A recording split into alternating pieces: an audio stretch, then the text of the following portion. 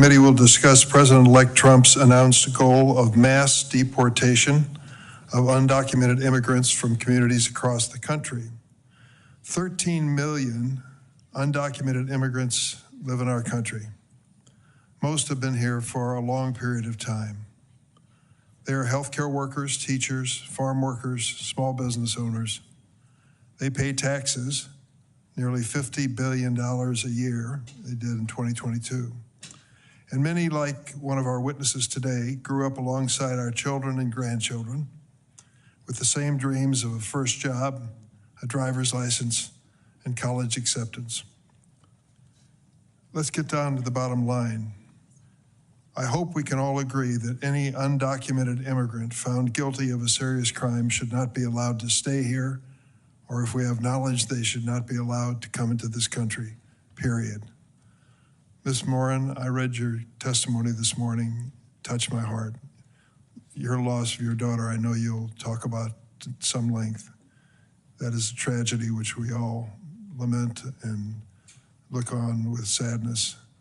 And we don't want to allow that kind of individual who damaged your family so terribly in this country in the first place, period. In his first term, President Trump deported dreamers who came to the U.S. as children.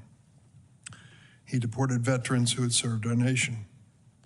He deported essential workers who care for our families, build our homes, and make sure we have food on the table in the morning. It was an undocumented worker who was watching your grandchild this morning at the daycare center. Undocumented worker who walked carefully with your mother back to her room after breakfast so she didn't fall down. It was an undocumented worker with that leaf blower in your front yard over the weekend. Now, President-elect Trump has pledged that on the first day of his new administration, he will declare a national emergency and use our military as part of a mass deportation plan. I've made a living out of politics, as have my colleagues at the table here.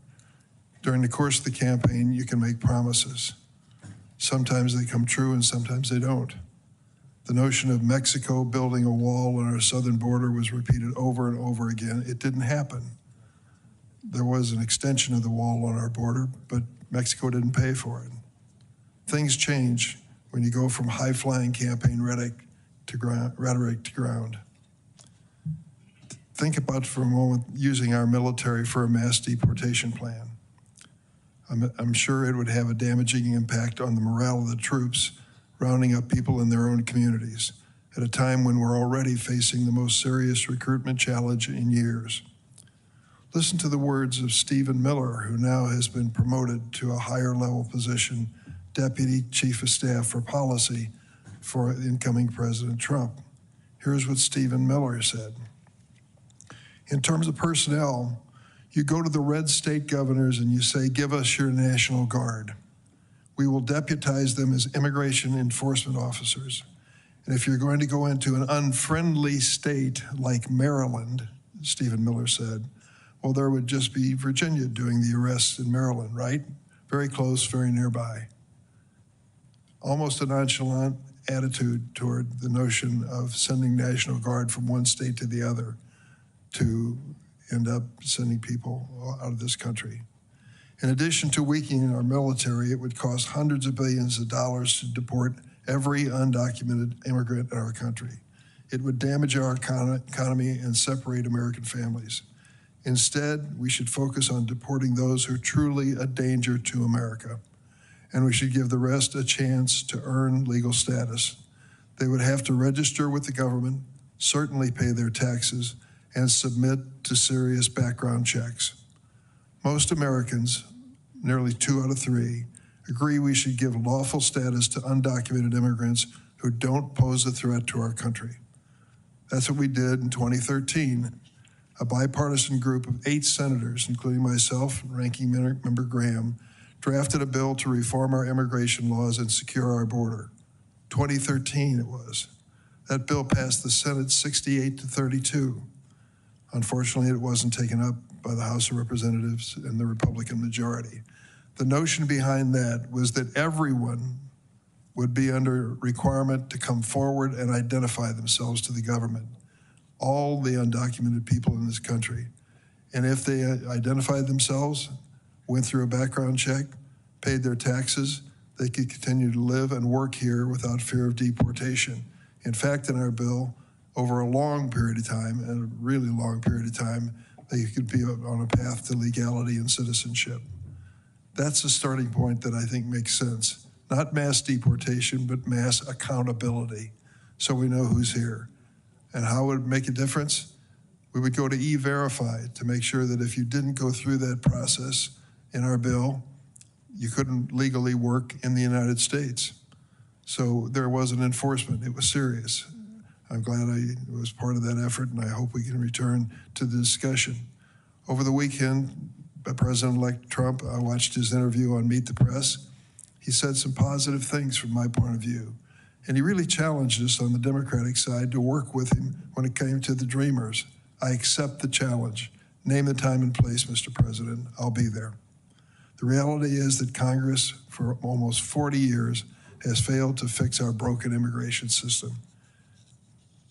We've had opportunities to do it. I hope we can find more in the future. We should use our 2013 immigration bill as a starting point instead of mass deportations, as I said, mass accountability.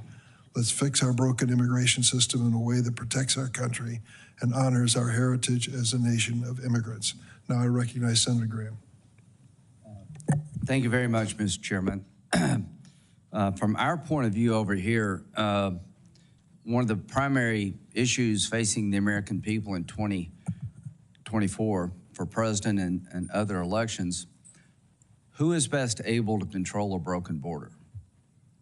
Most Americans are sympathetic, kind-hearted people who feel like the Biden administration was criminally negligent in protecting us by having a broken border and allowing drugs to pour into our country to kill tens of thousands of young people, allow people to come in our country who are convicted felons to do damage to families we'll hear from today. That nightmare is coming to a close. In January of 2025, the Republican Senate will make its top priority a transformational border security bill that will be taken up and passed by the Budget Committee, increasing the number of bed spaces available to detain people instead of releasing them, increasing the number of ICE agents to deal with people who should be deported, finish the wall, and put technology on the border so we'll have operational control of the border. That's going to be our top priority. I want to cut taxes, we will cut taxes. But as to the Senate, transformational border security goes first through reconciliation. Over 8 million people were encountered during the Biden years, 4 million released into the country. The non-detained docket that we have as a nation is over 7 million people. There are 600 and something thousand people on that non-detained document that have criminal records. We're going to start sending people out of the country that present a threat to us and should never have been here to begin with. The politics of immigration and broken borders, according to a couple of Democratic senators, was outcome determinative. I think they're right. So as much as I respect and admire the chairman, I think your focus is misplaced here. You should be working with us to clean up this mess. You should want mass deportations of people here illegally that represent threats to our country. How did we get to where we're at? The average annual deportation for Obama and Trump was about the same. Along comes Biden, it drops like a rock. So when you have people show up and by the millions, and the number of people being deported goes down by 40-something%, you're incentivizing more people to come. It is our belief that the only way you'll get control of the border is for deportations to start early so people will not pay the money to the coyotes and others to come to our border in the first place because they see people leaving, not staying. If we do not have outflow, the inflow will continue. An example of a broken immigration system was the abuse of parole by the Biden administration. Mass parole of people who did not meet the 2 criteria under the parole statute. The man who's been convicted of killing Laken Riley was paroled into the country because there was no bed space. There's nothing in the statute that allows parole because we have no place to put you. There are 38,000 beds. We're going to increase that dramatically. One of the witnesses here today, his family was destroyed by a man who had been deported 3 times. The 4th time was not a charm. So if you're here illegally, get ready to leave. If you're a criminal, we're coming after you first. If you've been paroled illegally, we're not going to give you the roots to attach yourself to our country because you should not have been here in the first place. As to the dreamers, hopefully we can find a solution to that problem. What I want to do is regain control of a broken border really quickly. The highest number of people on the terrorist watch list in our country exists today. I hope that number will go down pretty quickly. I know Senator Cornyn's on the Intel Committee. In many ways, a broken immigration system has created a ticking time bomb for our national security. So yes, the Republican Party will pass as its top priority border security, more bed spaces so you don't have to release people that shouldn't be released, and more ICE agents to deport people who represent a threat to our country and shouldn't be here to begin with. We're going to do that. And to my Democratic friends, I think if you resist rational deportation policy, you do so at your own peril. 86% of the people deported under the Trump first term were involved with criminal convictions or pending criminal matters. I have never seen such a mess. It's time to clean that mess up. So come January, help is on the way. Thank you, Senator Graham. We have an immigration subcommittee, and chairing that committee is Senator Padilla, and ranking member is Senator Cornyn. They each asked for a chance to make an opening statement. I recognize Senator Padilla. Thank you, Mr. Chairman, and Senator Graham. I want to thank each and every one of the witnesses that are here today for obviously a timely and important discussion, but taking place during an uncertain and unnerving time for many in our nation's history. I'm going to deviate for a second from my prepared remarks just to acknowledge what Senator Graham has begun to lay out. Look, this topic, this issue is certainly complex. It doesn't do the issue and the challenge justice to just say, well, there's so many immigrants in America, or some people say illegal, some people say undocumented immigrants in America, when you really must break it down into a number of categories. Are there some number that beyond being in the country undocumented may be involved with unlawful activities? Yes, and I don't think you're going to find Democrats saying we shouldn't be pursuing actions against violent criminals. But when Senator Graham also suggests, but I hope we can take care of the dreamers. Dreamers, as you all know, young people who were brought here by their parents at a very young age, but have grown up here and are undocumented. Are they also on the target list for deportation, or not, because we look at them in a different category? I've had Republican colleagues want to cooperate and collaborate on legal status and pathways to citizenship for farm workers, for example. And I get back to them and other essential workers in America, but just because you're undocumented, does that mean you are on the target list? Yes or no? Or are we going to have the maturity and act responsibly to kind of break down a complex conversation?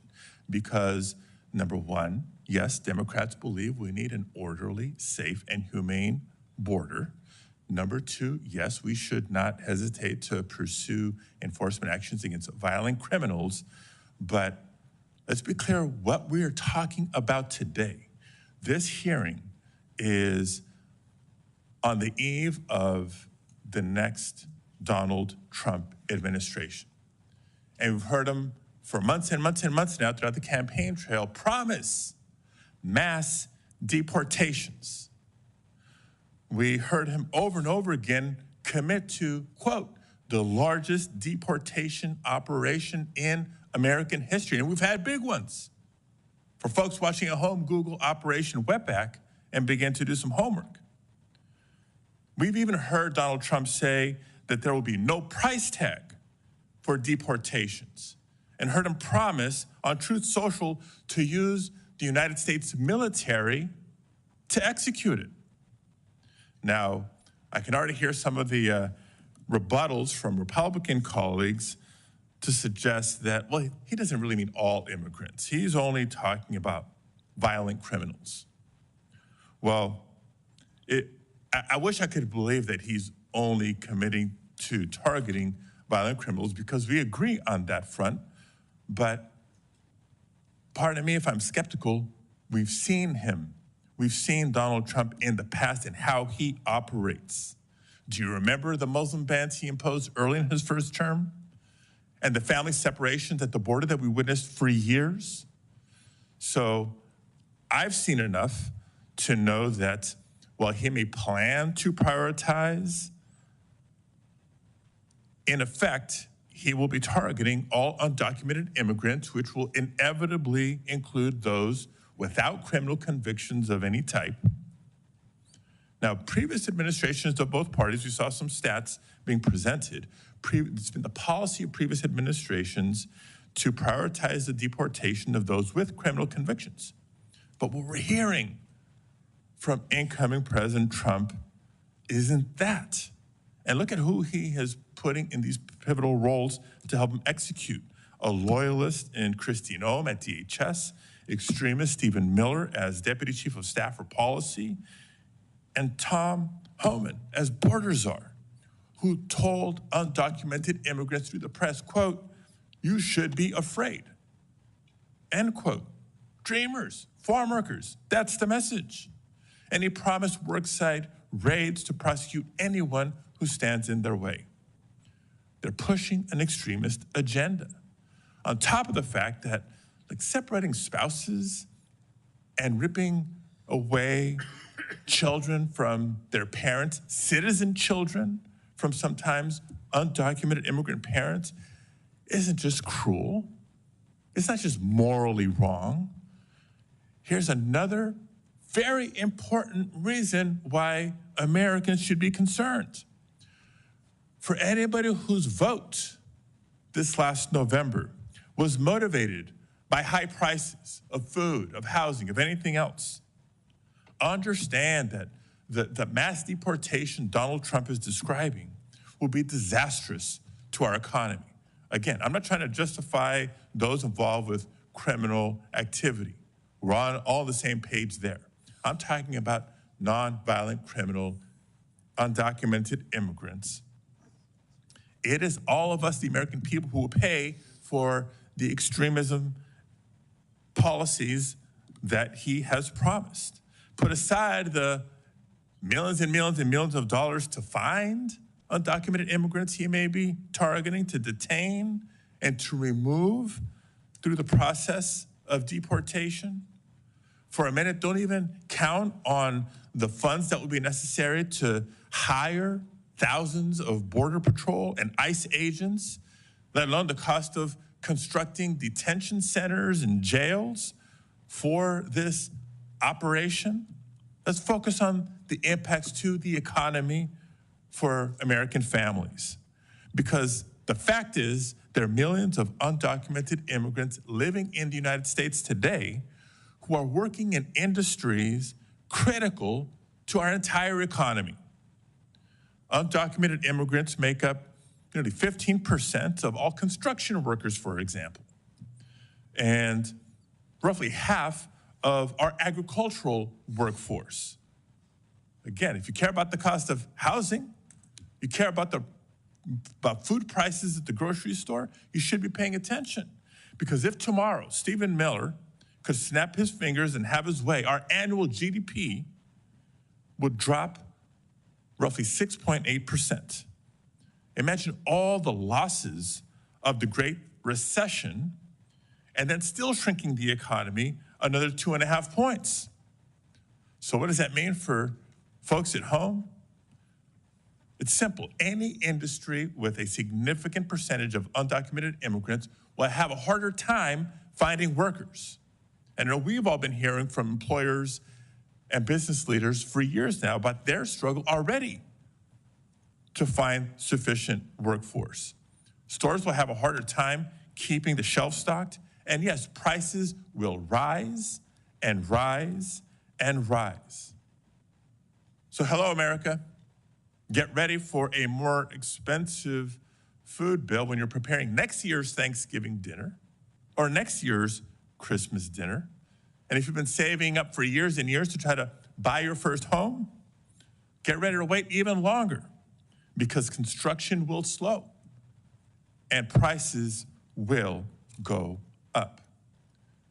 So the next time we hear Republicans say that they support Trump's plan to deport waves of undocumented immigrants, let's be clear about what comes with that.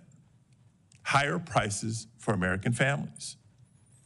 They're supporting the forced removal of millions of hardworking community members, 80% of whom have lived here 10 years or more. These are not recent arrivals. People who have lived here for years, if not decades. They're supporting fear and uncertainty in immigrant communities that will cause untold numbers of immigrants, no matter their status, to stay home from work, from school, from shopping. And they're supporting the punishment of over 5 million workers who Donald Trump's own administration declared to be, quote, essential to our economy. Essential workers who fed us and kept us safe during the COVID-19 pandemic. So if you agree with the spirit of at least that segment deserves better, then colleagues join me in supporting the Citizenship for Essential Workers Act, the essential workers that the Trump administration deemed critical to our nation's economy and security. Let's provide them with some legal status up front and a pathway to earn citizenship because we need them. Our economy needs farm workers. I think you'd agree.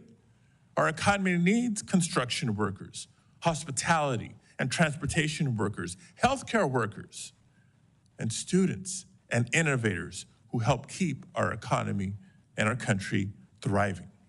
We don't need the massive deportations that the political rhetoric of the campaign cycle has brought us. And we certainly don't need the uncertainty, the fear, and the loss that we'll feel for years to come. So with that, Mr. Chairman, I'm looking forward to hearing from our witnesses and to today's conversation. Thanks, Senator Padilla. Senator Cornyn.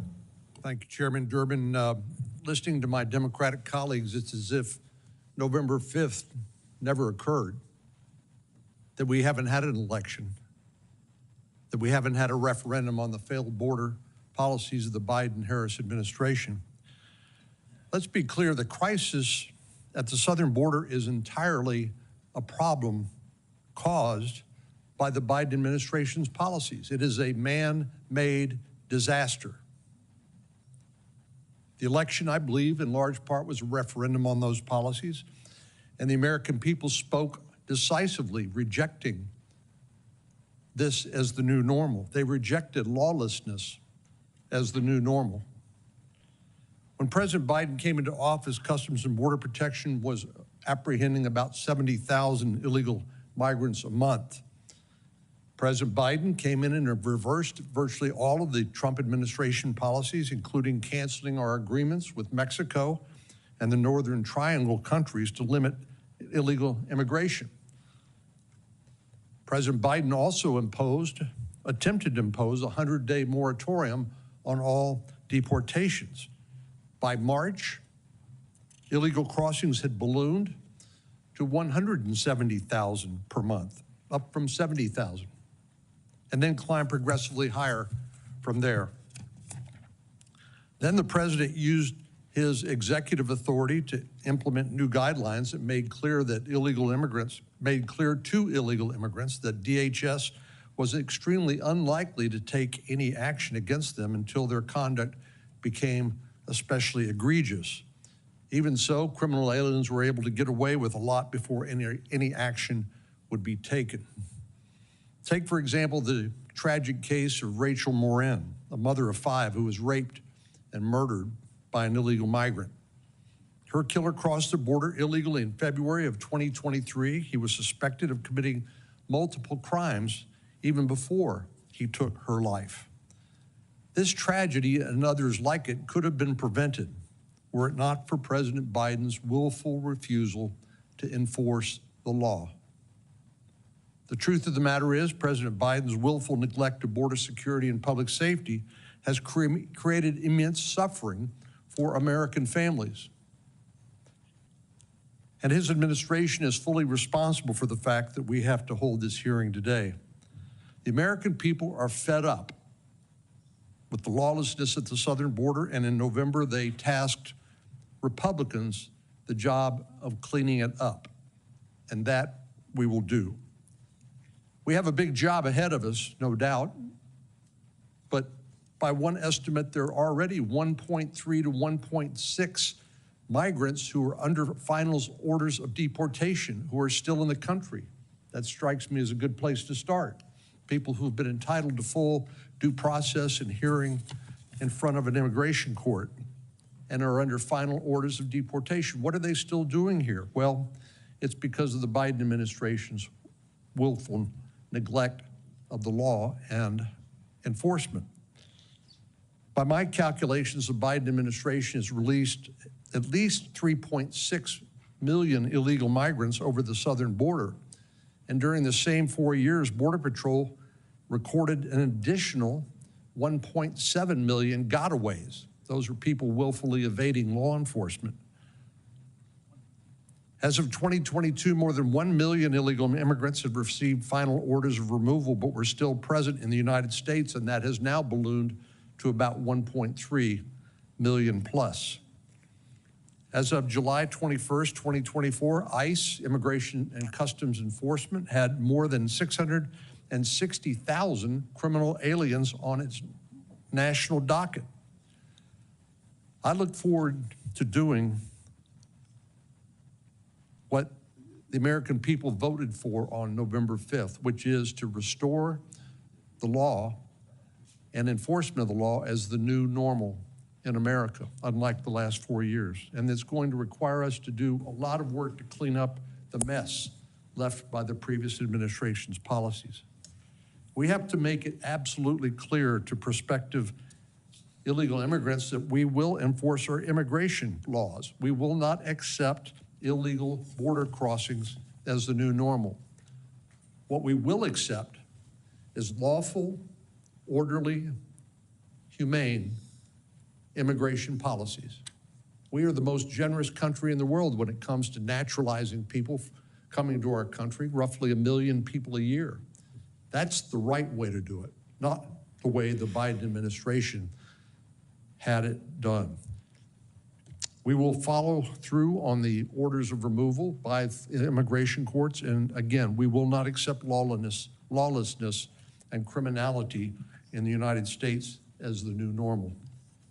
Thank you, Mr. Chairman. Thanks, Senator Cornyn. Today we welcome 5 witnesses. I'll introduce the 3 majority witnesses and then turn to Ranking Member Graham to introduce the 2 minority witnesses. Our first witness is Foday Turay. I hope I was close to pronouncing it correctly. Thank you. He is protected from deportation under the Deferred Action for Childhood Arrivals program, also known as DACA, created under President Obama. Mr. Turay now serves as an assistant district attorney in the city of Philadelphia. Our second witness is retired Major General Randy Manner, who served our nation in a variety of positions in the Pentagon and around the world for 30 years, including acting Vice Chief of the National Guard Bureau, in which he oversaw that important part of our military defense. Finally, we are joined by Reichlin-Melnick, a senior fellow at the American Immigration Council, where he works to inform the American public about immigration policy and advance fact-based research into enforcement. Ranking Member Graham, would you like to introduce your witnesses? Thank you, Mr. Chairman. Our first witness is Mr. Art Arthur. He is a resident fellow in law and policy at the Center for Immigration Studies.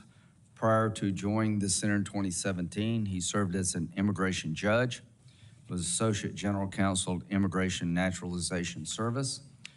He served as staff director for the National Security Subcommittee on the House, Committee on Oversight and Government Reform, and counsel on the House Judiciary Committee. He is an expert on immigration policy.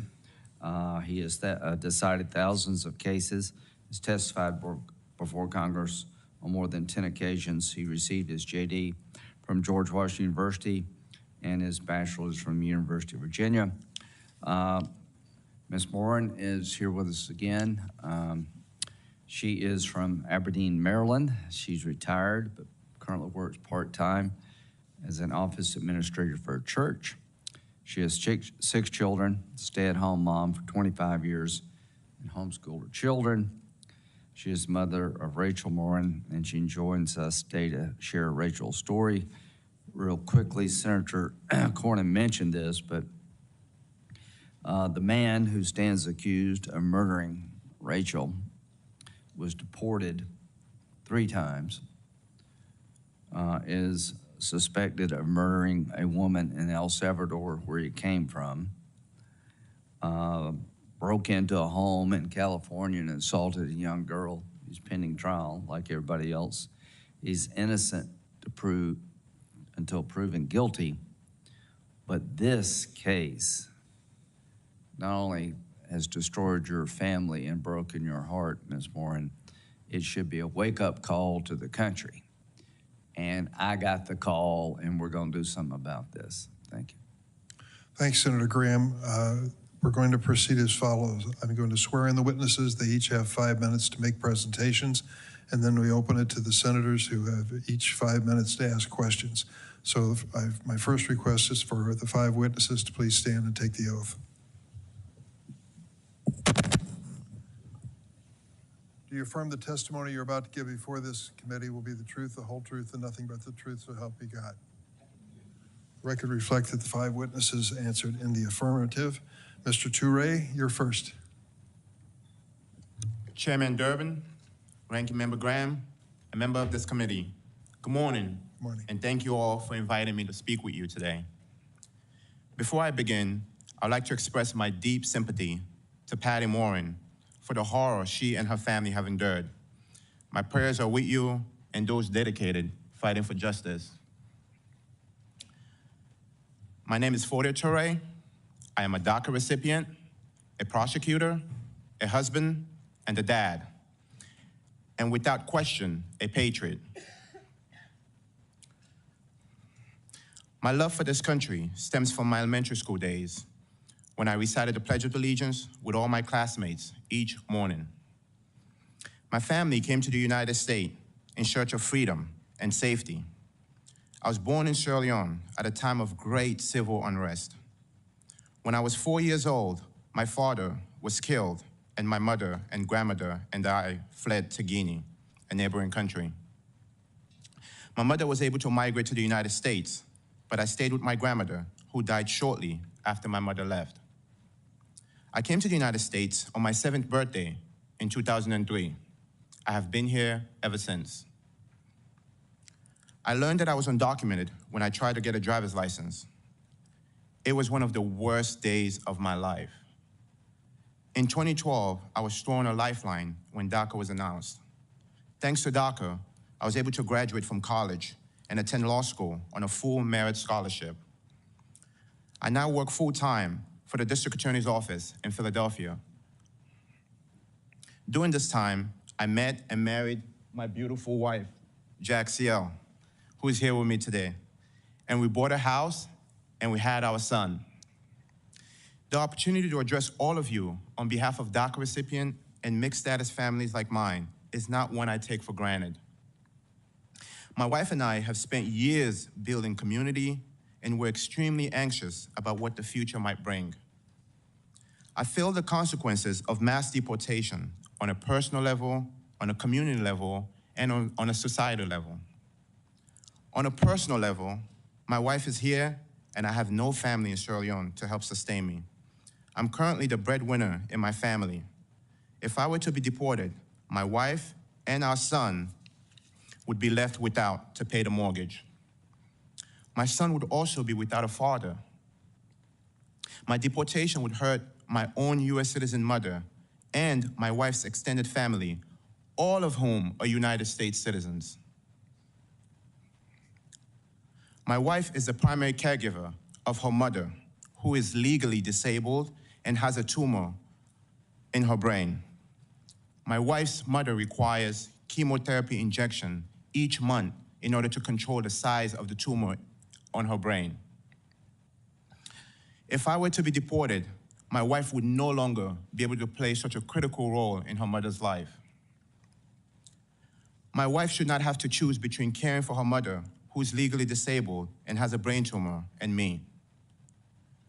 My brother-in-law should not have to choose between re-enlisting the Marines next year and risking his mother's health if my wife is not here to care for her. My brother-in-law has been serving in the United States Marines since he graduated high school. On a community level, my taxes help fund my community's road, school, and overall well-being. If I were to be ripped from my community, the taxes I pay would go with me. My wife and I are also devoted Christians with strong ties to our church. Finally, the people of Philadelphia would be hurt if I were to disappear.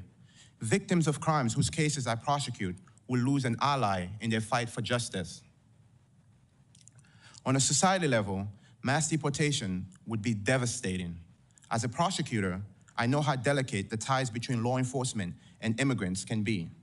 If immigrants are afraid to cooperate with the police or prosecutors like myself because they're afraid of deportation, we all suffer. When you have ICE agents patrolling courthouses and police stations, you create a category of people who are less willing to report crimes and less willing to cooperate with law enforcement in solving crimes. Mass deportation hurts all of us, our family, our community, and our society. We owe it to ourselves and to our country to reject mass deportation and look for a solution for dreamers whose lives have become deeply rooted in the country and strengthen our borders. DACA recipient and long-term undocumented individuals in mixed-status families have become pillars in their homes. Removing them would place hardship on U.S. citizens like my mother-in-law, U.S. citizens like my wife, who depends on our contribution in the House. This will cause an incentive for those U.S. citizens to turn to social welfare programs due to one less income in the home. After more than 2 decades here, I can absolutely state that this is my home. I am part of the fabric of my community, and they are part of me. The federal government may not have fully recognized this truth yet, but I long for the day when they do. Until that day comes, I'll continue to contribute everything to my house, to my mother-in-law, to my son, to my wife, and to my entire family. Thank you all so much for your time and attention to this critical issue. Thank you, Mr. Turay. Mr. Arthur. Chairman Durbin, Ranking Member Graham, and members of the committee, thank you for inviting me today. My name is Andrew Arthur, and I'm the resident fellow in law and policy at the Center for Immigration Studies, a nonpartisan think tank here in Washington. Respectfully and humbly, I believe that today's hearing, which focuses on the immigration enforcement policies of the incoming Trump administration, is premature, because as of yet, the incoming administration has not announced its policies. Given that, however, the committee should assume 2 things. First, that the policies the new administration will implement will comport with law. And second, that those policies will implement enforcement mandates Congress has set forth in the Immigration and Nationality Act. As the Supreme Court has made clear, the principle that Congress is entrusted exclusively with the formulation of policies relating to the entry of aliens and their right to remain here, quote, has become about as firmly embedded in the legislative and judicial tissues of our body politic as any aspect of our government, close quote. Right now, the U.S. immigration system is at a breaking point. The number of cases pending before the immigration courts has nearly tripled in the past 5 fiscal years. And that's after 700,000 cases involving putatively removable aliens were terminated, dismissed, or closed. A record 10.8 million plus inadmissible applicants for admission have been encountered nationwide since FY 2021. And between releases and gotaways, nearly 8 million inadmissible aliens have entered our country over the past 4 years. The sad state of our immigration system is directly attributable to policy decisions that have been made at the local, state, and most critically, federal level, not by Congress that has plenary power under our constitutional order over immigration, but by an executive branch that has usurped Congress's authority. That has needlessly rendered the American people vulnerable to predation by criminals and aliens who pose a national security risk. And as the chairman of the Federal Reserve has admitted, it has dampened wages for American workers, both citizens and lawful immigrants, and impacted the unemployment rate. Most critically, however, it has ruined the faith of the American people and the credibility of our immigration system. As Barbara Jordan, civil rights icon, former member of Congress, and at the time chairman of the U.S. Commission on Immigration Reform, told Congress in 1995, quote, "Credibility in immigration policy can be summed up in one sentence. Those who should get in, those who should be kept out are kept out, and those who should not be here will be required to leave," close quote. With deportations, including deportations of criminal aliens, plunging over the past 4 years, Senator Graham's chart showed, it's little wonder that, as Gallup reported in July, a majority of Americans want an immigration reduction, reversing a 19-year trend. The law mandates that illegal migrants be detained, but that law has been ignored. The law mandates that alien criminals be removed, but that law has been ignored. And most crucially, the law mandates that foreign nationals who want to come here do so legally, but that law has only been honored in the breach. This massive migrant surge has allowed our elected officials to ignore the fact that 22.5% of working-age American men are out of the workforce, a 7.6% increase compared to just 2000, and 11.2% more than in 1960. Those non-working Americans are more vulnerable to addiction, disease, and, quote, deaths of despair, close quote. 2 weeks ago in the United Kingdom, Prime Minister Keir Starmer resolved to address the immigration source of such issues in Great Britain, and it's well past time that our government did the same. In his 1995 State of the Union address, President Bill Clinton explained, quote, "All Americans, not only in the states most heavily affected, but in every place in this country, are rightly disturbed by the large numbers of illegal aliens entering our country. The jobs they hold might otherwise be held by citizens or legal immigrants. The public service they use impose burdens on our taxpayers. That's why our administration has moved aggressively to secure our borders more by hiring a record number of new border guards, by deporting twice as many criminal aliens as ever before, by cracking down on illegal hiring, by barring welfare benefits to illegal aliens," close quote. Change the tenses, and that's pretty much what President Trump promised to do when he was candidate Trump on the campaign trail. Thank you. Truly appreciate the honor, and I look forward to your questions. Thanks, Mr. Arthur. General Manner. Chairman Durbin, Ranking Member Graham, members of the committee, I thank you for your invitation to speak today. For over 35 years, I served our nation in both the regular Army and in the National Guard. Prior to retiring from the Army as a Major General, I served as the Deputy Commanding General of the United States Third Army in Kuwait, as the Acting Vice Chief of the National Guard Bureau, and as the Acting and Deputy Director of the Defense Threat Reduction Agency. During the time I served, I saw firsthand that our military force is the envy of the world. It is respected by our allies and by people around the world who want to live free of oppression. It is feared by our enemies and those who would do us harm. Our military members come from every possible background, representing every state, every race, ethnic group, and religion. But when they come together in the military, they are molded together in a team expected to embody the values which make America great: duty, honor, integrity, respect, selfless service, loyalty, personal courage, and excellence. President-elect Trump has announced his intent to use the U.S. military to execute his mass deportation plan. I am gravely concerned that placing our military in this role could cause significant harm to both the institution of our armed forces and to service members themselves. There are 4 significant risks that I want to emphasize. First, using military assets for mass deportations would negatively impact the military's readiness and capability to accomplish its core mission of national defense. Our military is engaged in over 160 countries around the world. They are focused on responding to potential threats from China, Russia, and other competitors, strengthening interoperability with allies and partners, and taking care of our servicemen and their families. Our National Guard units are stretched thin, responding to natural disasters at home while also regularly deploying overseas in active duty status. Additional training or deployments to support deportation operations would absolutely harm operational readiness and reduce the military's ability to counter adversaries or respond to crises in combat. My second concern is that the military is simply not trained to do this mission.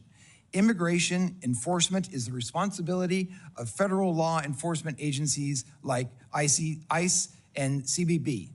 These agencies' personnel regularly interact with migrants and U.S. citizens. They are extensively trained in the appropriate application of immigration law, the protection of civil rights and civil liberties, and care of migrants in custody. The U.S. military is the best trained in the world for its war-fighting mission, but it is neither trained or equipped for immigration enforcement. Most active duty armed forces receive no training for domestic law enforcement situations. A small number of National Guard units receive a mere 4 to 8 hours of civil disturbance training per year. This lack of training and experience greatly increases the risk of significant and potentially deadly mistakes in a charged operational environment. My third concern is the effect on recruiting, retention, and morale. The military is already facing its most challenging recruitment environment in 50 years.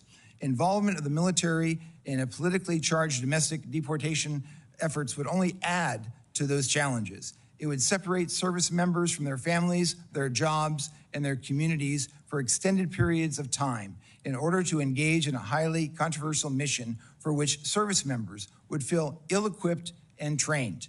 That's a recipe for disillusionment and a poor advertisement for potential recruits. Finally, involving the military in a politically charged domestic issue like mass deportation would erode public trust in the military. Americans trust our military because it protects all of us, regardless of our politics, from the possibility of foreign aggression. When the military is tasked with carrying out domestic policies that may be controversial to some, it undermines the foundation of that trust. That, in turn, will increase risks in morale, recruitment, retention, and readiness. And all of these impacts carry serious consequences for our national security. Gentlemen, for these reasons, and ladies, for these reasons, I strongly encourage any future presidential administration to keep immigration enforcement and our military separate. Thank you, and I look forward to our questions. Thanks, General Manner. Ms. Morin. Chairman, ranking members, senators, thank you for this opportunity to come speak to you. I really appreciate it. As you can tell from my introduction, I'm not a politician. I'm a mother. I raised 6 children. I have 25 grandchildren. I have 4 great-grandchildren. The day that we got the phone call that my daughter had been murdered, I'm sure you've heard this before, but I was in Kentucky. We had a grandbaby that had passed away. And when I got the phone call, the detective said, Mrs. Morin, we found your daughter's body. At the time, all I knew was that my daughter was dead. When I went to meet with the detective and we had come back from Kentucky, I was told that she was beaten so badly that her body was blanketed in bruises, that she was strangled, that she was raped, and that she was stuffed into a drain pipe. The person that they alleged did this was an illegal immigrant from El Salvador that was a gotaway. He had already, they already had an Interpol warrant for him in El Salvador for murdering a woman. He had attacked a 9-year-old and her mother in California, and he waited on the trail that day that our family has walked for 25 years and dragged my daughter off the trail and did these horrendous, brutal things. This is what she looked like before that day. Oops. She's a beautiful woman, but more than that, you can tell from looking at her just the light that comes out of her. She was a happy person. She loved her children. She was a hard worker. My daughter is like so many other American girls that go about their life and they're just caught unawares from behind, dragged off the main road, trail, whatever, strangled, raped, murdered. Some have been found, some have not. I realized that deportation and illegal immigration has become such a big issue, and rightly so. We have Americans that are dying every day, and law enforcement don't want to give you the true numbers because they don't want the public to panic. In our town, we've had 2 murders by illegal immigrants. Maryland is a sanctuary state, and we have sanctuary cities. I was last told that crime in Maryland has increased by 850% over the last 4 years. We have over 54,000 convicted criminals, illegal immigrants that are criminals in our country at this very moment. I think deportation is necessary. The American people should not feel afraid to live in their own homes. When I was 14 years old, and I don't know if anybody knows this, but when I was 14 years old, a criminally insane man came into my house, kidnapped me, made me walk 60 miles towards the Canadian border while raping me at night. I have some idea of what it's like to be a victim of a violent crime where law enforcement did not believe that they were going to find me alive. So I have some understanding of what my daughter suffered. And when I was at that funeral home and saw my daughter's body, because the case, the hearing's not until April, I can't tell you in detail, but I can tell you this one thing, that my daughter suffered so terribly in a very brutal and violent way. And these type of immigrants should not be in our country.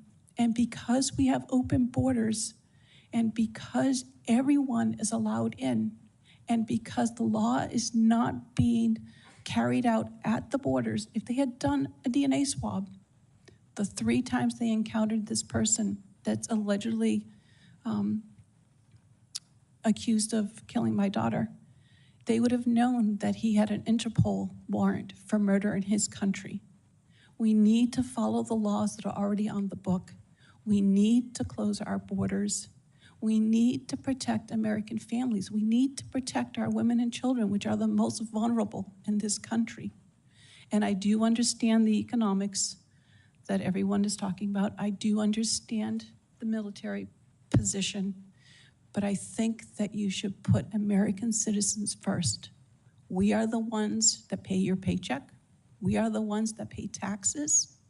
We are the ones that believe that when you went into office that you were going to keep your word and that you were the man or the woman for the job at the time that would uphold our values. We are a constitutional republic for the people, by the people.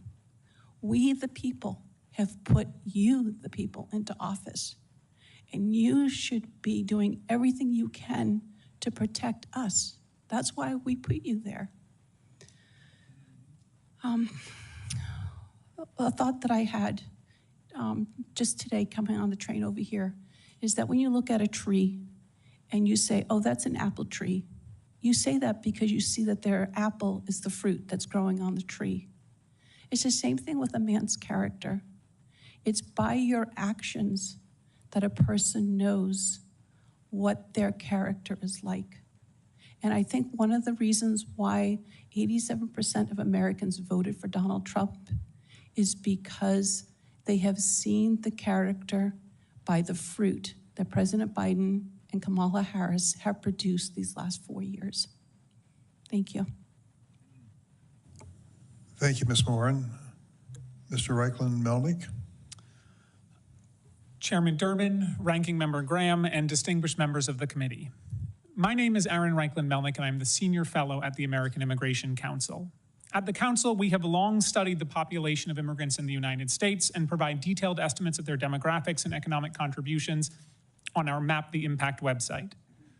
Today, there are at least 13 million undocumented immigrants in the United States. President-elect Trump has promised a mass deportation campaign with the stated intent of rounding up and deporting every single one of them. So who are they? Well, most have been here for at least 15 years, having entered before the Obama administration. Over 4.8 million people have been here for 25 years or more, with no path to permanent legal status, no line for them to stand in. Most undocumented immigrants have spent decades living, working, and putting down roots, all at constant risk of deportation. Nearly all are either employed or attending school. Some have permission to work legally. Most do not, putting them at increased risk of exploitation. They are farm workers, meat packers, cooks, waiters, construction workers, factory workers, delivery people, home health aides, nurses, teachers, artists, writers, musicians, entrepreneurs, and yes, even lawyers. Undocumented immigrants are also more than their jobs. They are parents, spouses, partners, brothers and sisters, grandparents and grandchildren, loved ones and friends to millions of U.S. citizens and permanent residents. 5 million U.S. citizen children have at least one undocumented parent. In an average public school classroom of 25 children, at least 2 have an undocumented immigrant parent at risk of deportation. While President-elect Trump talks about targeting criminals, over 90% have no prior criminal record whatsoever. Of the small minority that do, the most common prior convictions are traffic offenses or immigration offenses. Efforts to ramp up deportations would sweep in tens of thousands of people each year who have no or minimal criminal legal system contact. We know this because this is what happened during the first Trump administration. When there were no enforcement priorities, everyone was an enforcement priority. And the single largest group of that increased arrests under the Trump administration was people with no criminal record. Beyond splitting families apart, a mass deportation campaign would be a costly mistake for American taxpayers. When we account for the enormous capital investment, infrastructure, and hiring necessary to arrest, detain, process, and remove 1 million people per year, we estimate that mass deportations would cost $968 billion in total, enough to instead construct 2.9 million new homes or fund Head Start for 79 years. Mass deportations would also cause economic chaos. As millions are expelled, the U.S. population and labor force would shrink. So too would the economy. Prices would rise in sectors with significant undocumented workforces. Building, maintaining, and repairing houses would become more expensive, as would groceries, restaurants, travel, and childcare. Every American would feel the pinch of inflation. Overall, we estimate that a mass deportation campaign would lead to a loss in total GDP of 4.2 to 6.8%, at minimum as much as the Great Recession. And just like then, many Americans would lose their jobs. Even an attempt to deport millions of people will have repercussions. After all, undocumented immigrants are not just producers, they're also consumers. Collectively, they hold over $250 billion in annual purchasing power. If millions are deported or otherwise forced to leave, American businesses will close not just from a lack of workers, but also from a lack of customers. A large-scale mass deportation campaign will also increase exploitation while it is carried out. Unscrupulous employers will dangle deportation over any of their workers who dare to push back and will have the full force of the U.S. government to support their threats. But mass deportation is not the only option. Congress could instead create a new path to permanent legal status, allowing many people already living here to file an application, go through a background check, pay a fee, and get their papers in order. When the council studied the impact of Reagan's 1986 amnesty, we concluded that legalization would be the cheapest federal workforce development and anti-poverty program for children in history. It would also raise overall wages, create new jobs, increase tax revenues, and create a level playing field and fair competition for U.S. workers. The president-elect's mass deportation plans would crash the American economy, break up families, and take a hammer to the foundations of our society by deporting nearly 4% of the entire U.S. population. But Congress has a choice. Instead of going down that path, we can instead crack down on exploitation, strengthen millions of families, and build American prosperity by providing undocumented immigrants a way to fix their papers. The choice is clear. Thank you, and I look forward to your questions. Thank you very much. Each of us now has 5 minutes of questions, and I'm going to start mine with Mr. Turay. Mr. Turay, are you undocumented? Pardon me, say it again. Yes, Senator. And why are you undocumented? I came here from a civil unrest. I had no choice. My life was in danger. My mom told me the story when I was trying to get my driver's license. How old were you when you came? I came here when I was 7 years old. What do you do today? I'm a prosecutor. I represent victims of crimes and go after heinous people that have committed crimes against the Morin's family. You've talked about Ms. Morin's situation a minute or so earlier, but the perpetrator of the crime against her daughter Rachel would be the type of person that you would prosecute? Yes, Senator. I think there is a fundamental difference we're being asked to acknowledge here. Is there a difference between Mr. Turay and the animal who attacked Ms. Morin's daughter? Of course there is. This man for a living is prosecuting criminals. This other individual is a clear criminal with a record. When we say massive deportation, should we consider them the same because they're both undocumented? Let me ask you this, Mr. Reichlin-Melnick. Most Americans, when you talk about the cost to the government in billions of dollars for this deportation, are going to say what most of us would fundamentally say, keep me safe. I don't care what the hell it costs. So is it realistic, if we're talking about a massive deportation, for us to be looking at federal budgets for financing it?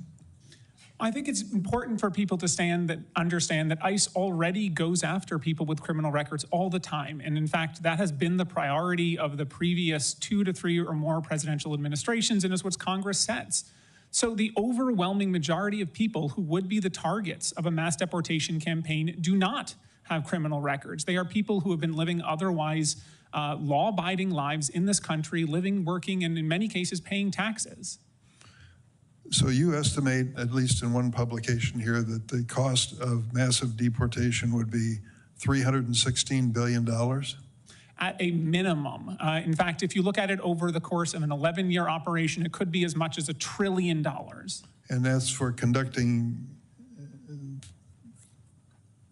sufficient arrests, detaining immigrants en masse, legal processing, and removal for those 4 categories.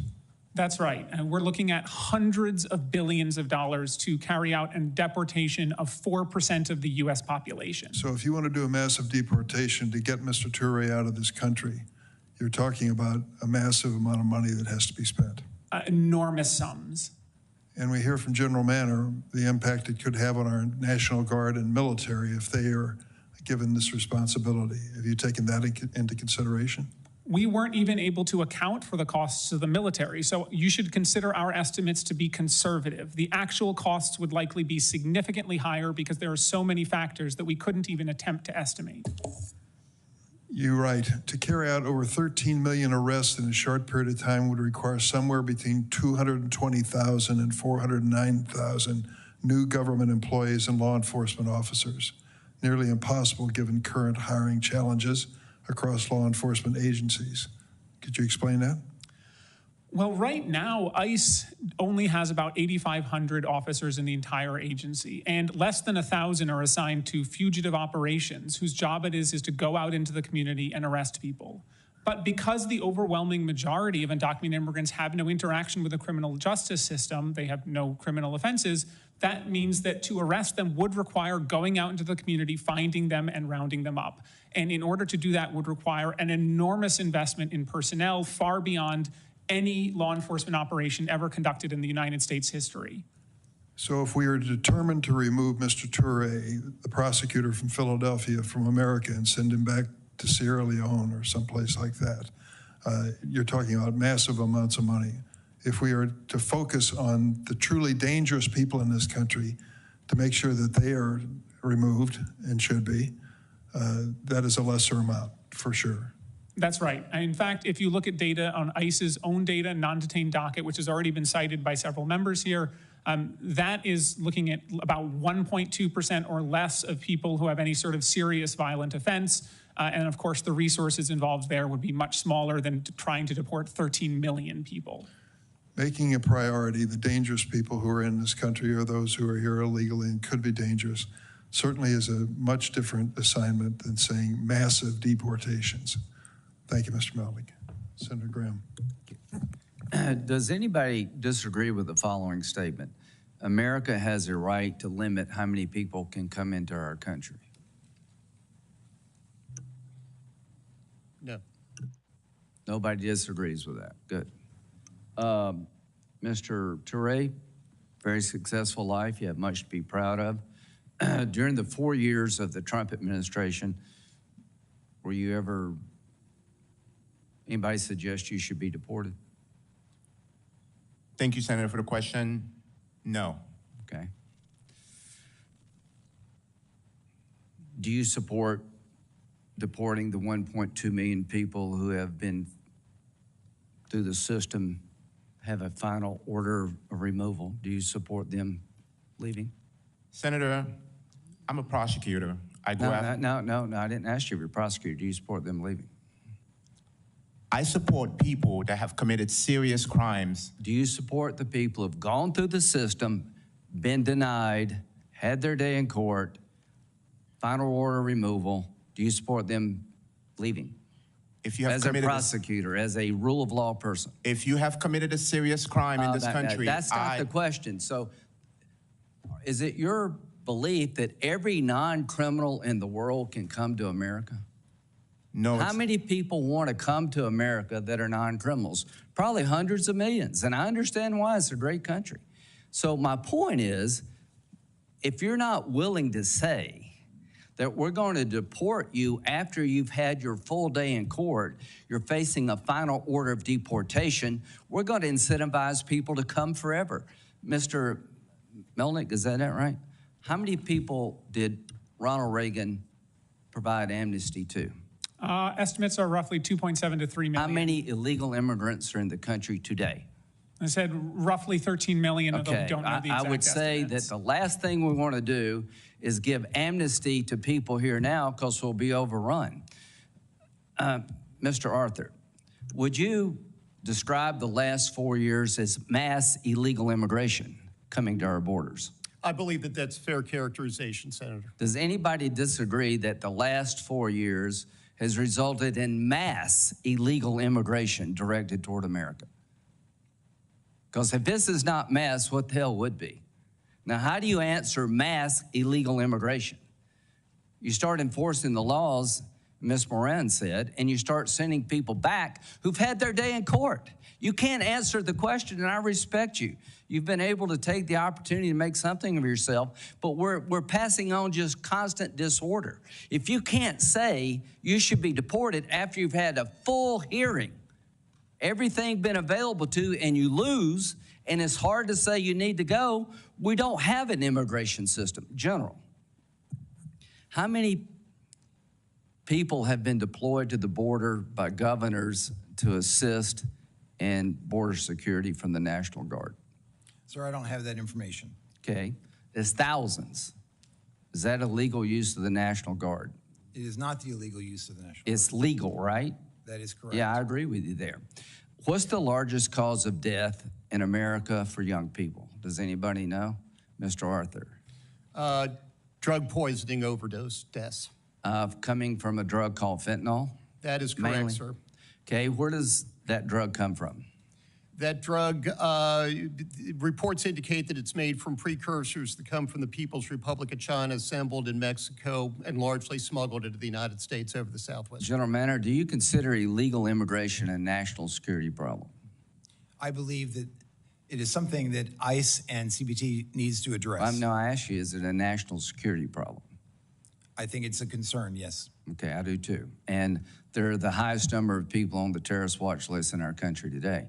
At the end of the day, the number of people being killed in America by drug poisoning is coming from labs and cartels in Mexico. General Manner, does the president have the authority to attack a drug lab in Mexico that's making fentanyl to kill American citizens?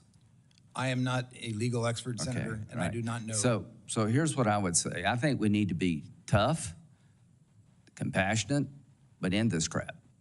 If you're trying to poison America, you're a drug cartel, your days are numbered. We're coming after you, hopefully working with Mexico. If you've had your full day in court and you lost, it's time for you to go and try to do it right. We have to break this endless cycle of having policies that entice people to come to our country illegally, because that is the lack, we're losing sovereignty and losing control over our nation. There are too many people being hurt from this out of control system. So how do you deal with mass illegal immigration? You start with mass deportation of people who shouldn't be here. Mr. Turay, I think President Trump was pretty clear about DACA. But what do we tell the kids who've been brought here in the last year who are 7 years old? Do you ever break this chain? So I'm hoping, Mr. Chairman, that once we regain control of our border and try to shut down the poisoning of America, we can have a logical, rational discussion about dreamers and others. But until we control that border, until we get control over the crime coming into this country, into the poisoning of America, that discussion cannot happen. I've worked with you and others for really decades to fix a broken immigration system. The way the Biden administration's handled this border problem has created a nightmare for our country. And there's a reason 70% of the people want deportations. It's not because they're mean. They want to bring order to chaos. Thank you. Senator Klobuchar. Thank you very much, Mr. Chairman. Thank you for having this hearing. And I know that you've worked with Senator Graham in the past on the Dreamers issue, and I hope that work continues. And I would start with what you said, Mr. Arthur, just about how we don't know yet how this is going to come down.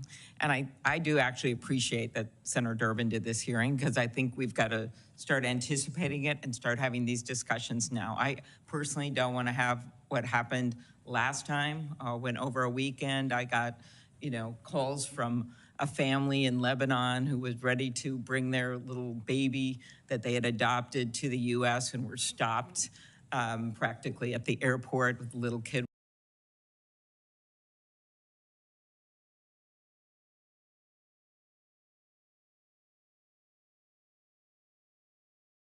With that based on the work that was being done on a bipartisan basis at this last year, that there are people that want to get to this point where we get this order at the border, where we put the funding into enforcement, into things like Border Patrol agents. And this was legislation that I'm sure not everyone agreed with on both sides, but a proposed legislation that Senator Langford had negotiated that was supported by a number of people. And hopefully that can be at least a starting point for discussing it, even though it didn't go anywhere last year. And that was, increasing ICE detention capacity. It was looking at increasing border management. And I personally have taken a lot of grief for my support for COPS reauthorization and adding resources to law enforcement, which I think is so necessary with the fentanyl issues. But I think that there is a way. I note that in that agreement, that proposal that was made, as well as the proposal that Senator Rounds negotiated, that Senator Graham has been involved in the past on path to citizenship for dreamers, on doing something about the temporary status people, on looking at people who have not committed crimes and what we can do to make sure our workforce is strong. I think there is a path here, and I'm just continuing to focus on where we can go. And I would ask you, Mr. Turay, and your story was moving in its own way. You've lived in the U.S. for 21 years. You're now married to an American citizen, have an 18-month-old son who's also a U.S. citizen. And I watched the president-elect's interview on Meet the Press this weekend, and he did talk about working with Democrats on the Dreamer issue, which I appreciated. But at the same time, then he talked about the only way not to break up a family is you keep them together and then you send them all back. I'm not certain he meant that with Dreamers, but what would happen to your family if you were sent back? I mean, my family would face serious consequences. As I noted in my testimony, my wife is a U.S. citizen. Our entire family are U.S. citizens. Not only would this impact me on a personal level, but it would impact the U.S. citizens that have built their lives around me. U.S. citizens like my mother-in-law, who is legally disabled and has a brain tumor that requires her to take chemo in the United States. If my wife is not around to care for her, if my wife is not around to be there for her mother, it's gonna cause serious hardship on her life and potentially cause her to lose her life. And also, my brother-in-law has been serving in the Marines since he graduated from high school. He wants to re-enlist in the Marines next year. However, he has to choose between the love for his country or the love for his mom and come back home and take care of his mom. So not only is this impacting me on a personal level, it's impacting the people around us that have built their life around me. I've been in this country for so long, and to think that you can just remove an individual who United States citizens have built their lives around would not cause hardship on other people around them, it's just disheartening. Okay.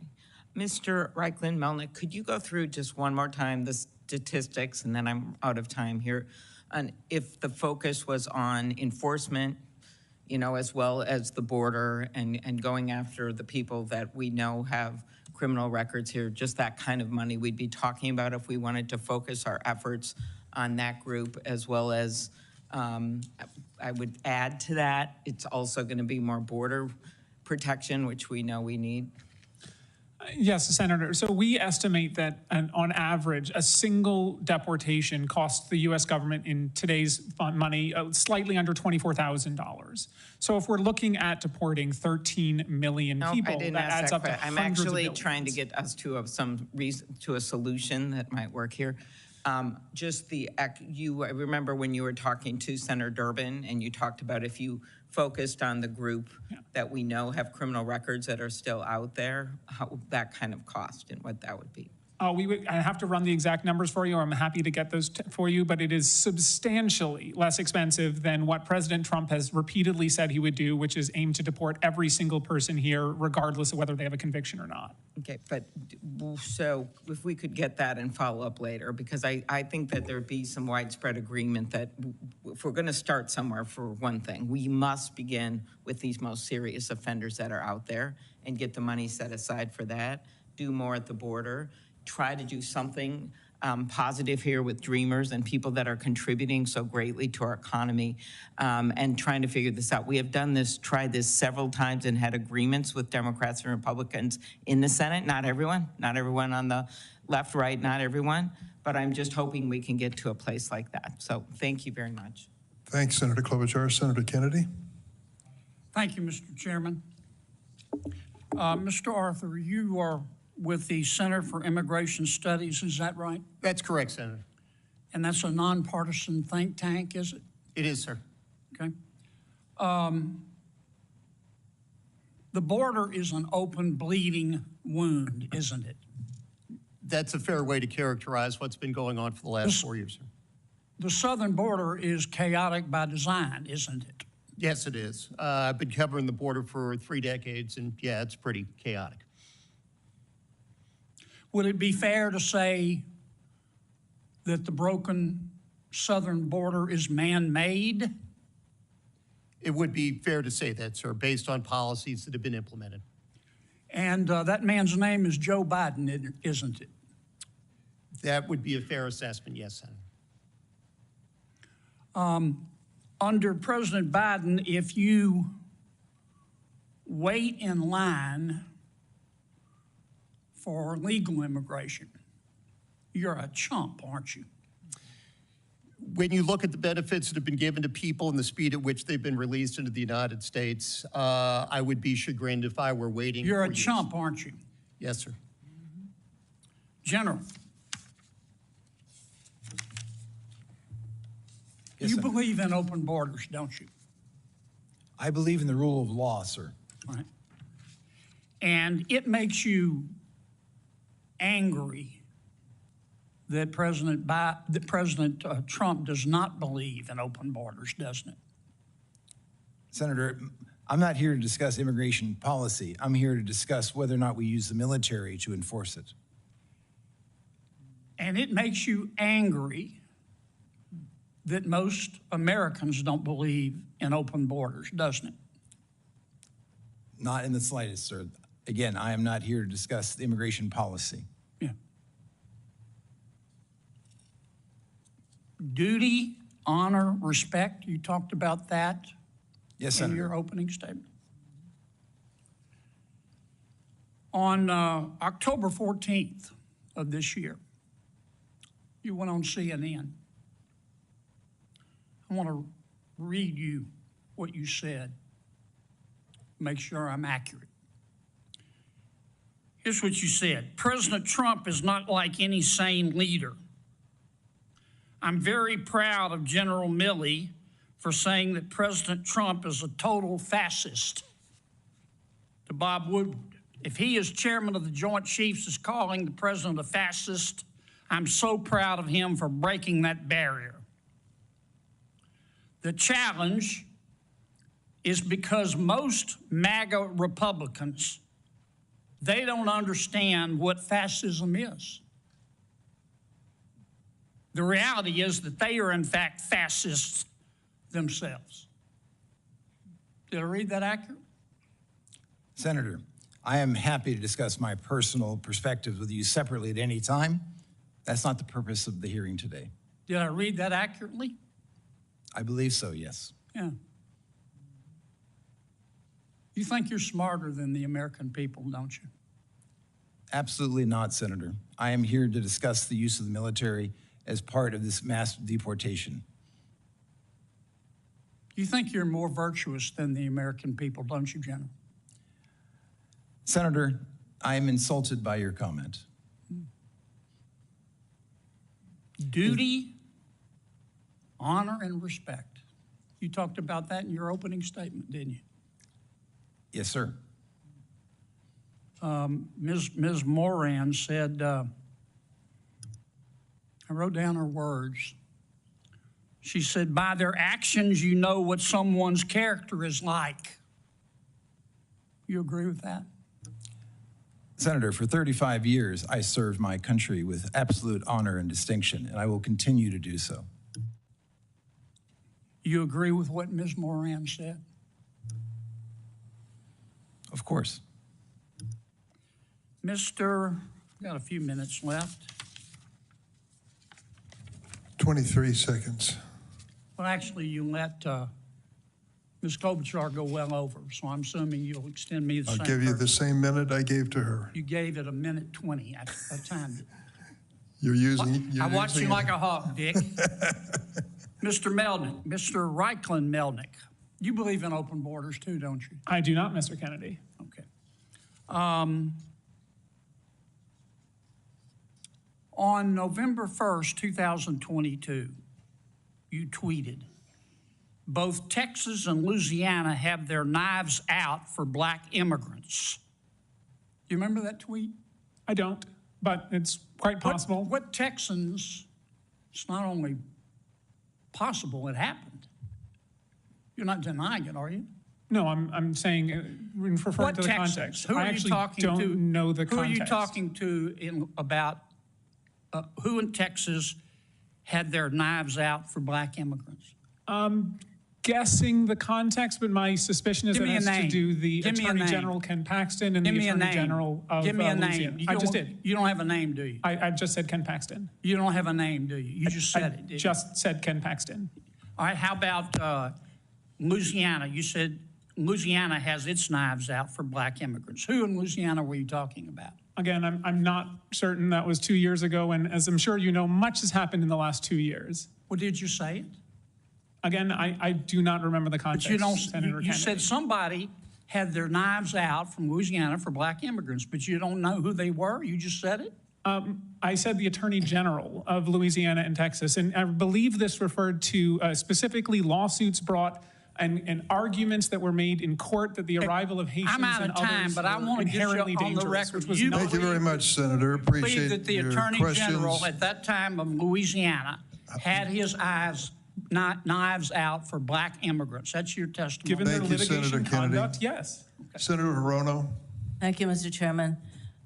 We have a broken immigration system. This was acknowledged over a decade ago when I first arrived in the United States Senate. And we actually, in 2013, we had a bipartisan, comprehensive immigration reform bill that addressed the issues of all of the immigrants who are working in various large sectors of our economy, i.e. in the ag sector, where the Chamber of Commerce are concerned about what we're doing with immigration policy, where we dealt with the undocumented immigrants who are working and paying taxes for which they get absolutely, you know, they're paying the Social Security, Medicare, they don't get those benefits at all. So we have a broken immigration system. We actually had the two senators who are sitting here, the chairman and the former chair of the committee, who are part of a comprehensive immigration reform. So I don't know why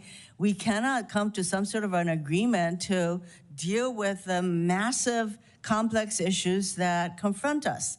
So that is what I'm calling for. Until we make a commitment to comprehensive immigration reform, pointing fingers at the Biden administration or any other administration is not going to get us anywhere fast. And in fact, every administration has had border enforcement policies. You may not like the policies. For example, I certainly didn't support the Trump policy of separating thousands of children from their parents without keeping track of who their parents were. All I'm asking for is a rational, reasonable, humane immigration policy. So that was what I thought the comprehensive immigration bill in 2013 was. I didn't agree with all of the provisions, but some of us worked really hard on it, and Senator Graham, as I mentioned, was part of that. So that's what I think we ought to be focusing on. Now, General Manner, I'm glad you're here because we have a president who has said many times that he intends to use the military to do immigration policies, to effect his immigration policies. And General Manner, you said that that is going to have a very negative impact on readiness, for example, because our military, including the National Guard, they are not trained for immigration enforcement. So as the chair currently of the Armed Services Committee's Readiness Subcommittee, I share your concerns. By the way, maybe you can go over again a little bit more. What kind of infrastructure would be needed to enforce immigration deportation on up to 4% of our population? What kind of infrastructure would we need in order to effect that? I have to defer to the other experts on the panel. Okay, well, then that would be Mr. Reichlin-Melnick. Am I Yes. pronouncing your name? Would you like to go into some of that? Senator, in order to carry out that form of operation would require hiring tens of thousands of new law enforcement agents, would require building dozens, if not hundreds of new detention centers, hiring thousands of new judges, all at a cost of hundreds of billions of dollars, potentially up to or more than $1 trillion over the course of more than a decade. Do you support comprehensive immigration reform? I do.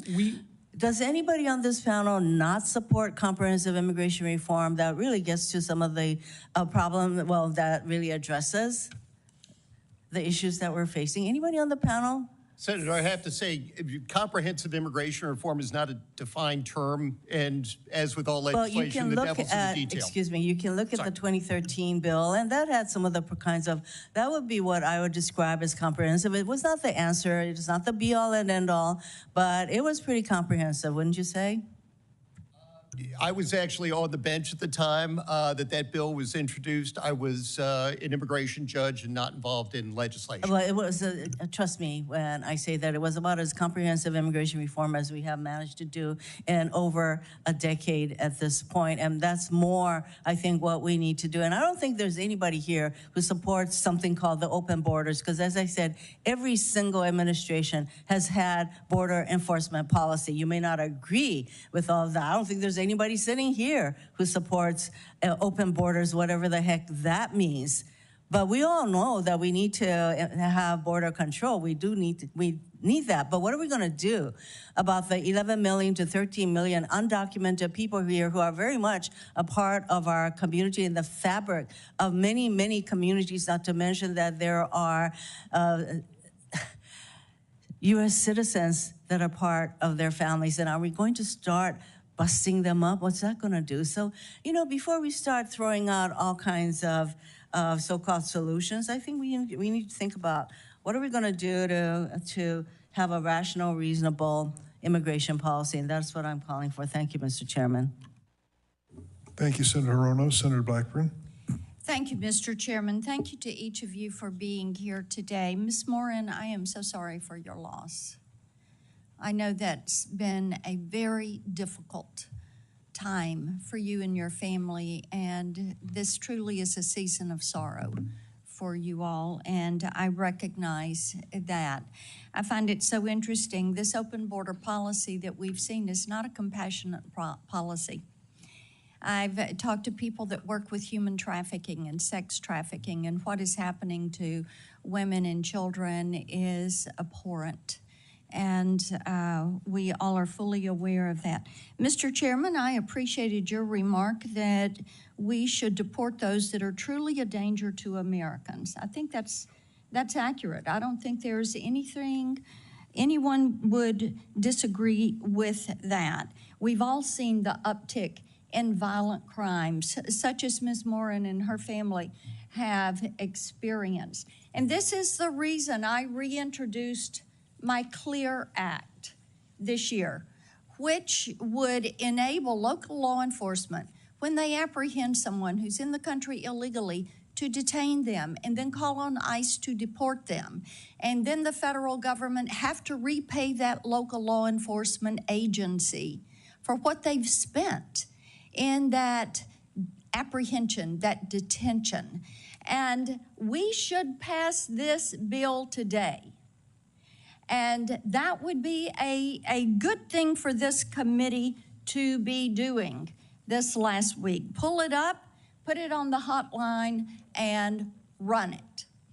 Is there anybody on this panel that disagrees with deporting criminal illegal aliens? Raise your hand if you disagree with that.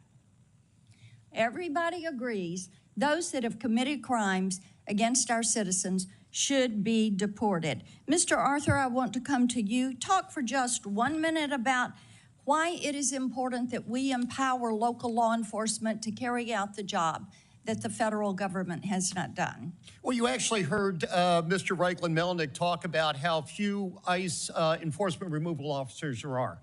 There's always going to be a set number of those individuals. When you allow police officers who are involved in their community, who are the first line, actually putting hands on criminals, they're going to be the people who are best able to pull those individuals out of the community. And it's important to note, Senator, that when you talk about immigrant crime, Ms. Morin's situation is horrible, and every crime is horrible. So much of that immigrant crime takes place in immigrant communities. Sanctuary jurisdictions do nothing but punish the immigrants that those individuals that live in those communities that those criminals are sent back to. So that's why it's absolutely crucial. I appreciate that. So I think we should move forward with my legislation, Mr. Chairman. Mr. Reichlin-Melnick, I'd like to come to you. I want to talk about some of your tweets. You've been active on X.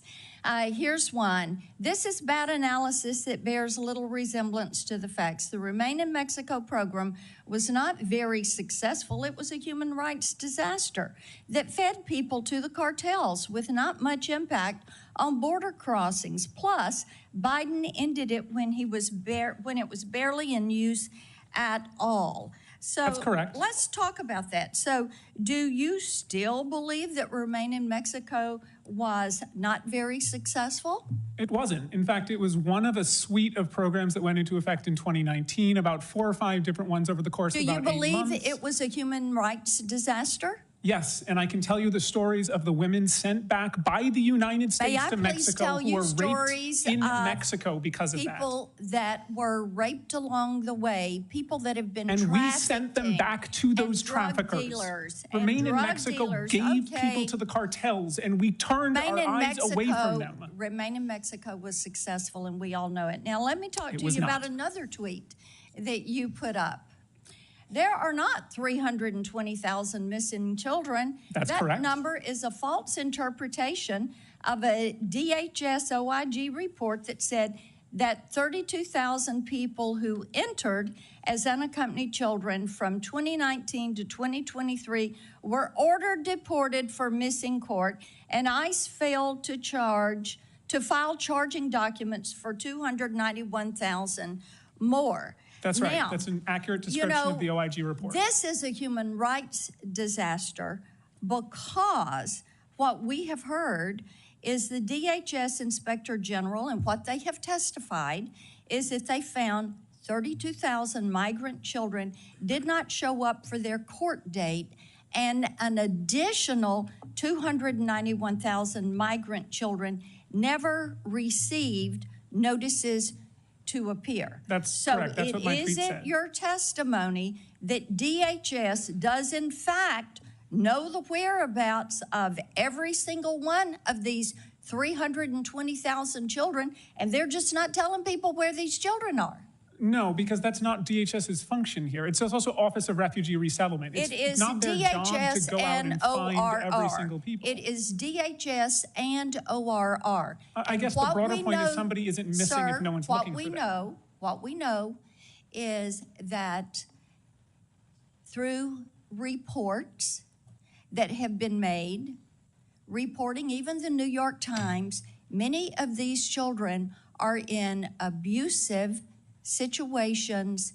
They are working in plants, and indeed, DHS says that you've got this 320,000 migrant children that cannot be located. That is a human rights disaster. I yield back. Senator Blackburn, they did not say they can't be located. They said that they had not even attempted to file charging documents. My time has expired. I yield back, which is a very Mr. different Chairman. thing. I'm going to give the witness an opportunity to finish his remarks. I just want to know, the DHS report did not say these children were missing. It said that ICE had failed on the job to actually start the court process for them.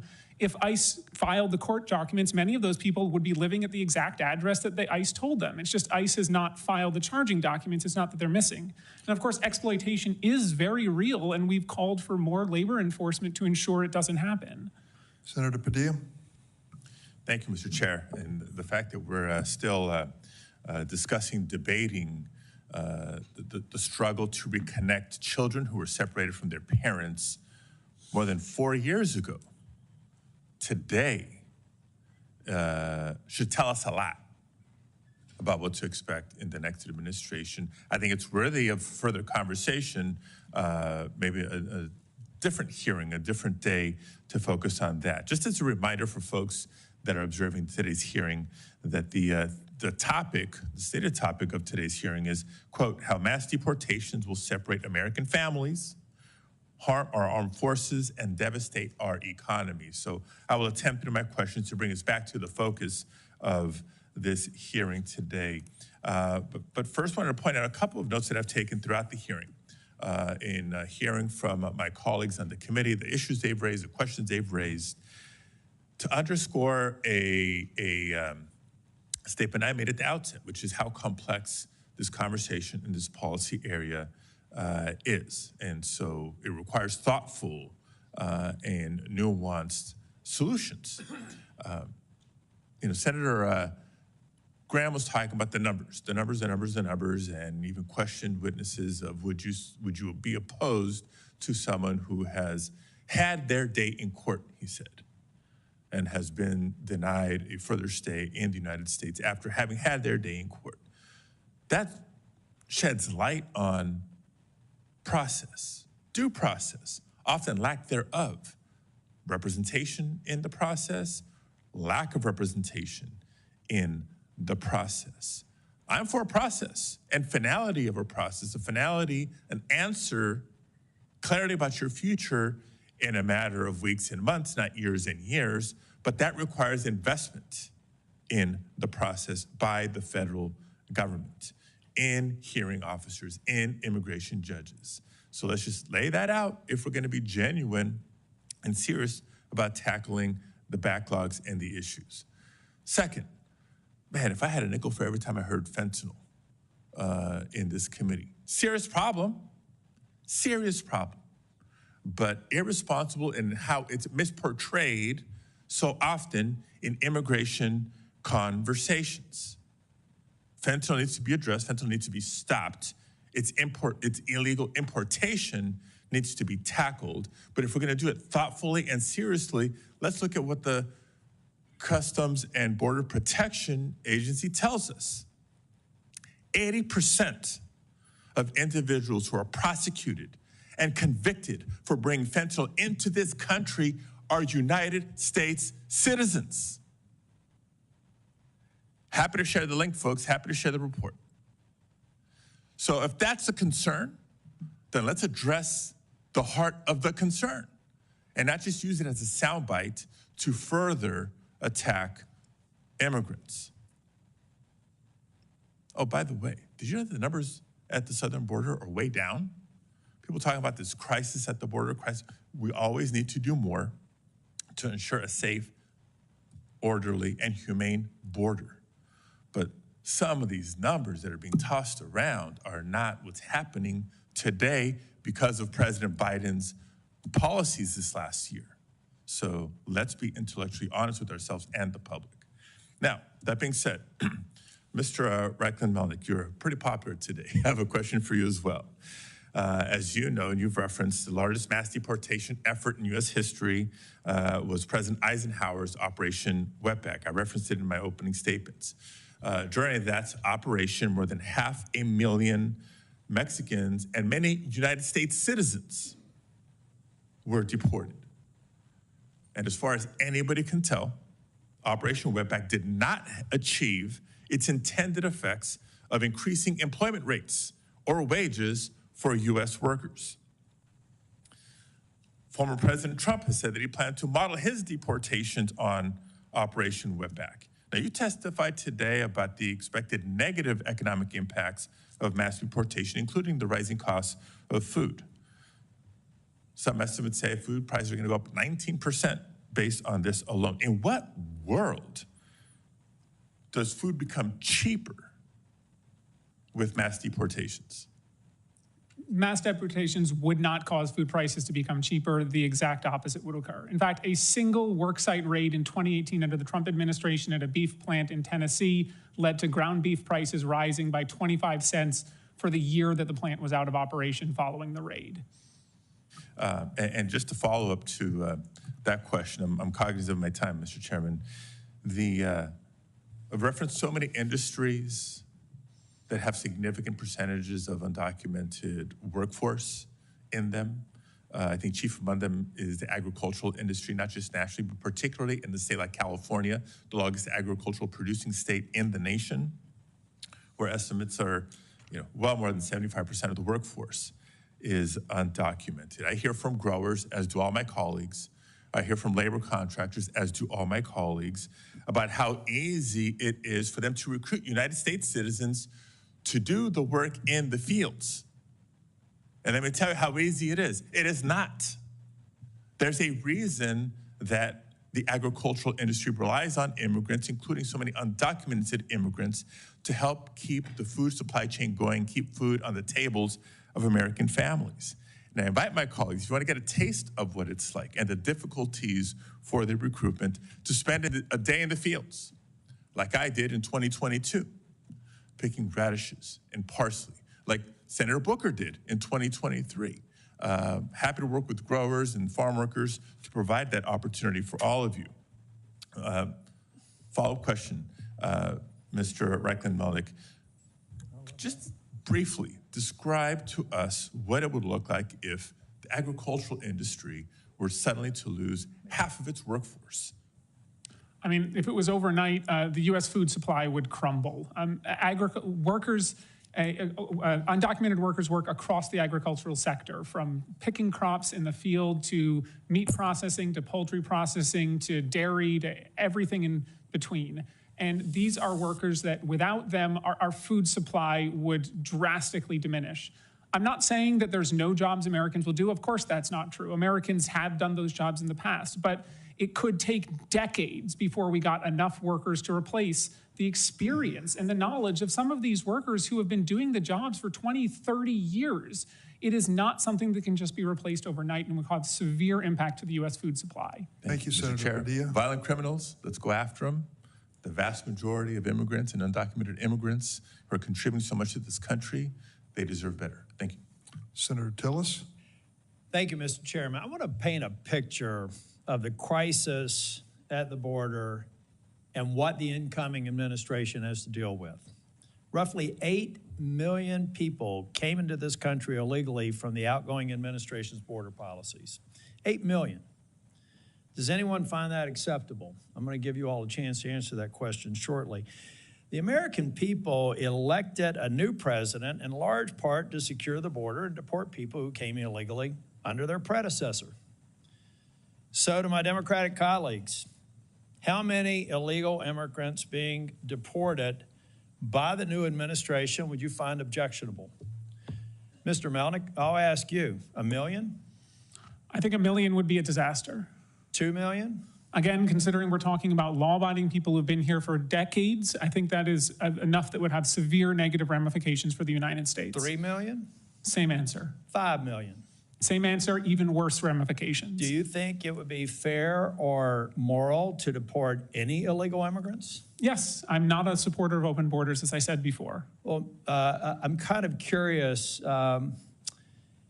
what your position was back during the Obama administration when that's exactly what he did. I'm not reading what Trump intends to do. I'm reading exactly what President Barack Obama did when he came into office and deported nearly 5 million people, or in excess of 3 million people. So at that time, were you involved politically or in this space at the time that Obama was here? How old were you back then? I was a graduate of law school and was working at the time. Were you opining on deportations at that time? I was not. Do you believe that President Obama made a grave, horrible, inhumane mistake by deporting those folks? Well, it wasn't 5 million people. That came in under the Bush administration? It wasn't 5 million people when we're looking at it was over 3 internal ICE million, deportations. so let's not split hairs. Actual numbers are closer to 1.5 internal ICE deportations. And there you as said well, that it was depends on the immoral. portfolio. So you said President Obama was immoral and inappropriate to deport those million people. Is that what I heard you say? There were many people that were deported yes, under his question. administration that should not have been. Yes. Look,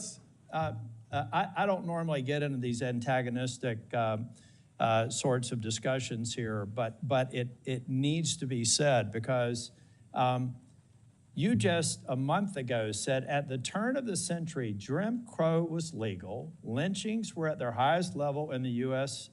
history, women couldn't vote, the infant mortality rate was 165 per 1,000, and the average life expectancy was 47.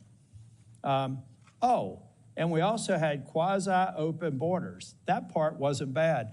So let me tell you what I tell everyone who comes in this room and has the polarizing testimony, sir, that you have had. You're a part of the problem.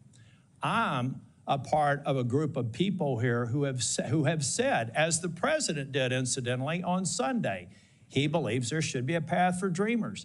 We're demonizing President Trump for something he may or may not do, but he has said to his Republican base, he believes that there should be certainty for dreamers. He's also said that we have to have a secure border. And as long as the border is not secure, people like me who try to treat people who are who are in the state that they are here with respect and understanding some of the issues that Mr. Padilla brought up, you cause people to go into their corners and get nothing done. That is why Chair Durbin has not been able to fulfill the promise on Dreamers every single year he's tried for the last 20, because people like you make it impossible to have let me finish, and then I'll let you speak as long as the chair wants to, have a rational discussion about it. Because if we don't secure the border, I can't get a path to citizenship for the DACA population. If we don't secure the border, I can't get Democrats and Republicans to come together and give certainty to the Dreamer population. Are there any Dreamers in the room? Raise your hand if you are. All right. Well, this is a part of the problem, ladies and gentlemen. You have an incoming Republican president who just said as late as Sunday that he's prepared to give you certainty. But we have people here demonizing him for asking the reasonable question of, can't we all agree that we need to secure the border? So if you are sincerely, I don't know how you make your money.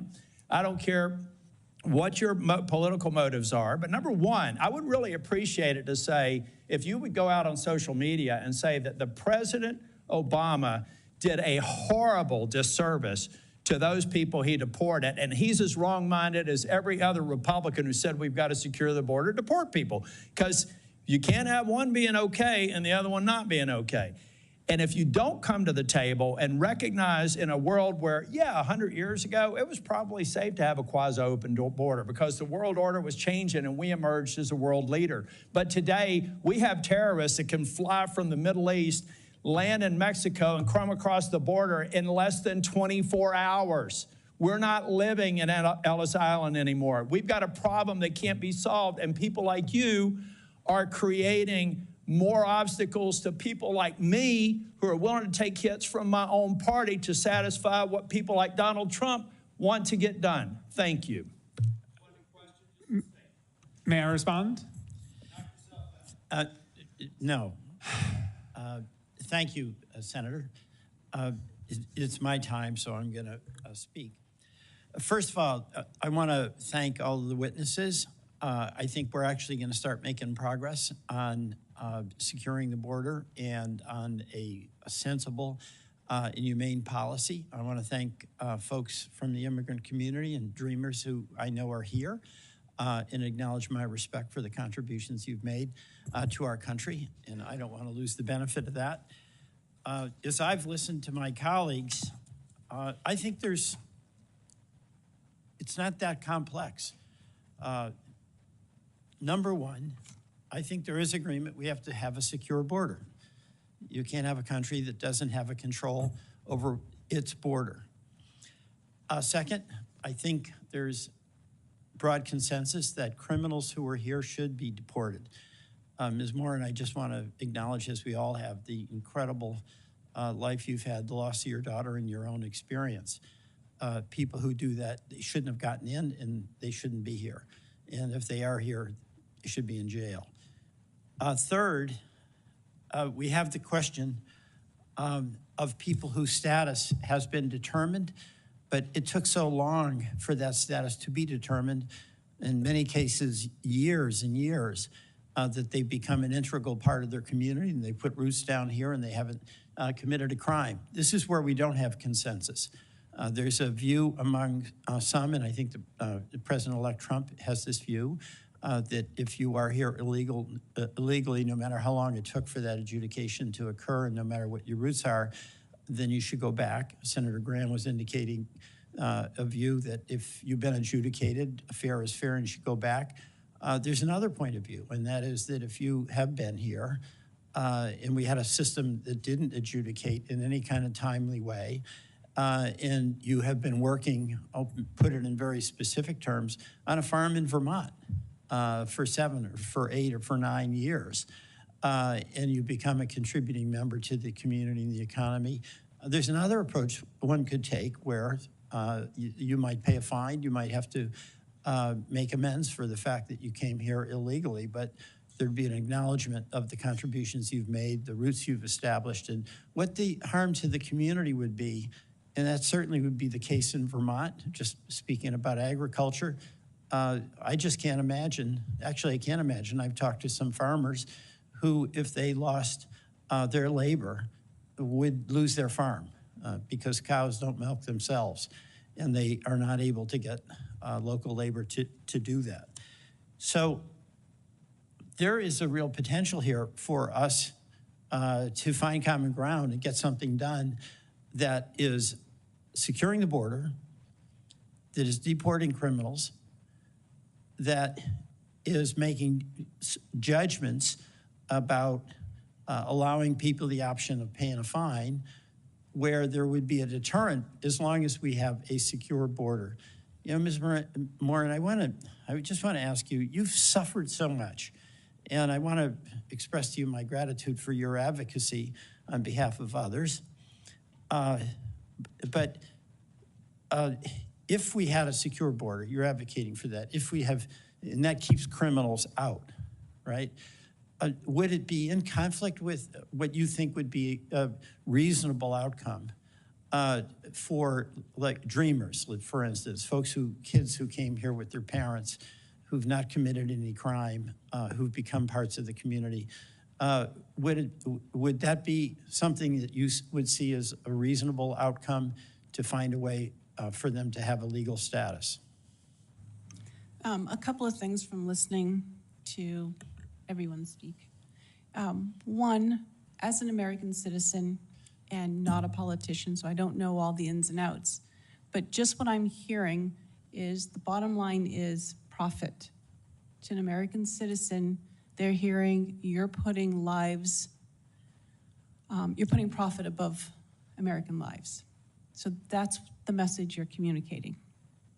For me personally, our country is made of immigrants. We have 250 years or more of immigrants that have come to this country and have built the country to what it is today. And we are descendants of those immigrants. The issue is having an open border that allows an invasion of people that compromises our national security because our borders, we don't have enough border agents to stem the flow of immigrants, but then also they bypass the law to speed up them coming in, and in doing so, they miss all the criminals that are coming into our country. So I think we need to put those laws back into place and to practice so we can catch them at the border. And then I think that we should work towards those that have come to the country. If it's illegal, the very word itself means unlawful. Mm-hmm. So are we saying it's okay to come to America in an unlawful way? There has to be some kind of a line, a precedence of what is lawful and what isn't lawful. Well, I thank you for that. I mean, the heart of, at least as I hear what you're saying, is that we have to have a secure border in the first place. Yes. Yeah, well, thank you again. My time is up, and I'm going to, are you next? Polly? Senator from Missouri. Thank you, Mr. Chairman. Thanks to the witnesses for being here. I have to say, I'm kind of amazed that we're holding this hearing. To me, it's remarkable that the idea of actually, as you were just saying, Ms. Morin, the idea of enforcing our laws, protecting our border, securing our streets from criminals, it's amazing that that's controversial at all. And it says something a lot about the other side of the dais that we're having this hearing today. Let me just ask you, Mr. Reichlin-Melnick, I mean, is it really such a bad idea to deport people like the criminal who killed this young man? This is Travis Wolf. He was 12 years old when he was killed. He was mowed down, and I do mean mowed down, in a car by an illegal immigrant, 12 years of age, walking along a sidewalk in my state of Missouri, mowed down by an illegal immigrant who I think also had a prior criminal record. Is it such a bad idea to deport the person who killed him? Any person who commits a heinous crime should suffer the consequences under the law. Good. What about Officer David Lee, Officer David Lee was killed in Missouri just a few months ago by another illegal immigrant, once again in a car, who used it as a lethal weapon to ram him and kill him. Is it so wrong, such a bad idea, to deport the illegal immigrant who killed this good man? Again, any person who commits an awful act should face the full force of the law. And We've had never said multiple otherwise. stabbings in the state of Missouri at laundromats in O'Fallon, Missouri, where innocent civilians were going to do their laundry of an evening and were attacked with knives, slashed, blood, stomped upon. Should the illegals who do that, should they not be deported? As I said,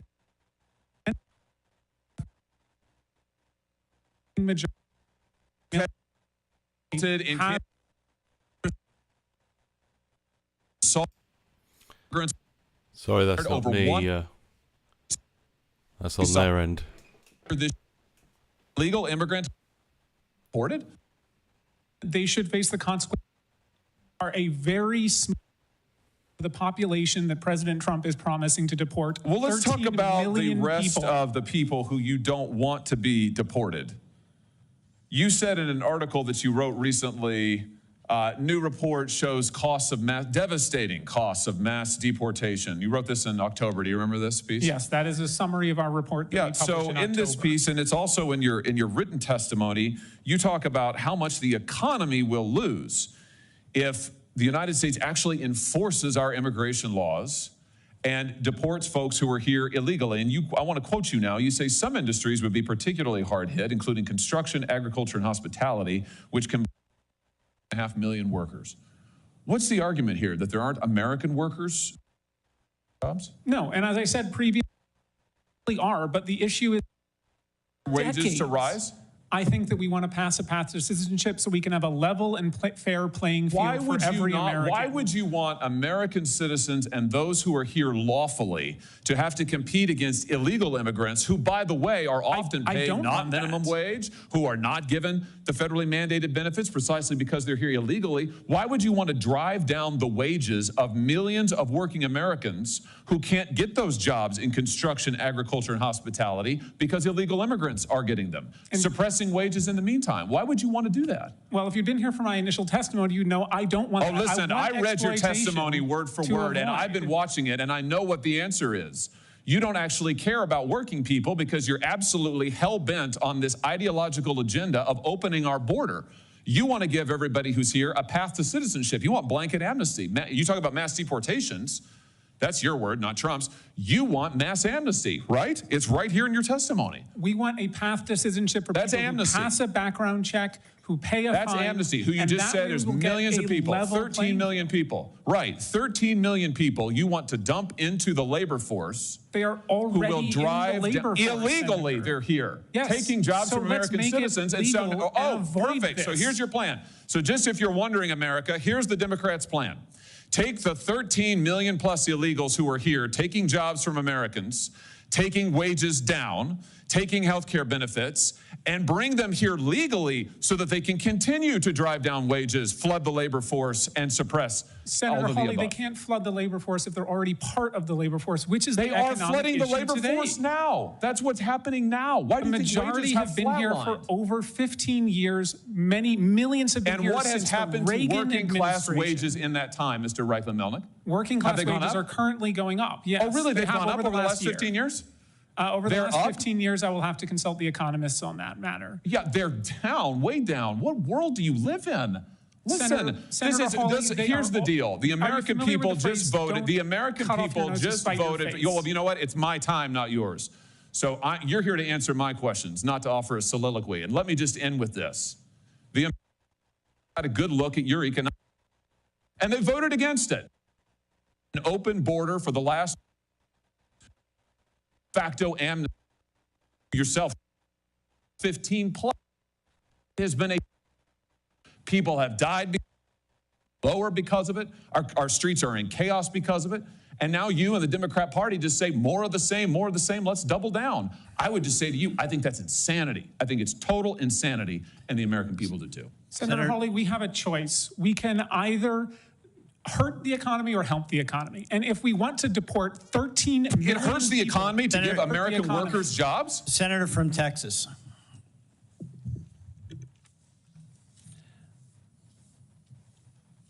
Elections have consequences. For the last 4 years, we have seen the most radical experiment in open borders this nation has ever seen. There are many reasons the American people showed up in overwhelming numbers to vote, to re-elect Donald Trump, to elect a Republican majority in the Senate, to re-elect a Republican majority in the House, but there was no reason more front and center than the open borders of the last 4 years. And I have to say, I think there were a number of us wondering, did any of the Democrats in Congress learn anything from the election? And the existence of this hearing makes very clear the answer is no. We've seen 12 million people come into this country illegally under Joe Biden and Kamala Harris. Texas has seen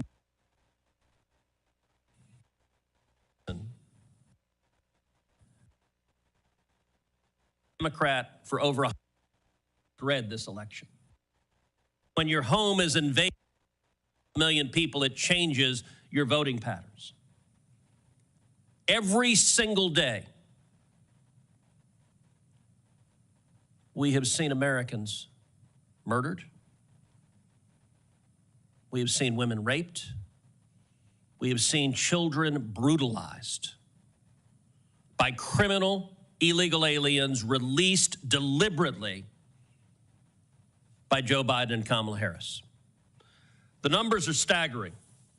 According to ICE, as of July 21st, 2024, nearly 650,000 criminal illegal aliens were currently on ICE's non-detained, have been released, wondering of those 16,000 have been convicted of homicide. You want to know what mass deportation? Those 14,000 better pack their bags right now. Because with a new administration, we're going to arrest you and we are going to deport you. 20,061 have been convicted of sexual assault. Now, I want you to ask of my Democrat colleagues, and it is striking that virtually none of them are here. That is reflected in their conduct because they are silent and putting their head in the sand as to the human tragedies. But what resident of what blue state says, you know what, America's better off with 20,000 rapists being released into this country?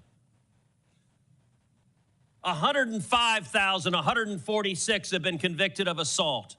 I would ask my Democrat colleagues if they were here, why the hell today does the Biden administration not go and arrest every one of these criminals and deport them? What rational world says America's better off with more criminals? And these are not just statistics. Ms. Morin, thank you for being here. The country grieves the loss of your daughter. Your daughter was beautiful. She was a mom who I know loved her kids. And she's not with us today. She was raped and murdered because this administration chose to release a violent criminal into America. Your daughter should still be alive. And every one of these victims should still be alive. Laken Riley, a name that the Democrats on this committee can't bring themselves to utter, should still be alive. And in my hometown of Houston, Jocelyn Nungry, I've gotten to know Jocelyn's mother, Alexis, very well. Ms. Morin, like you, Alexis is incredibly brave. I cannot imagine the pain. I'm a father. To lose your child, no parent should have to bury their child. Children should bury their parents, not the other way around.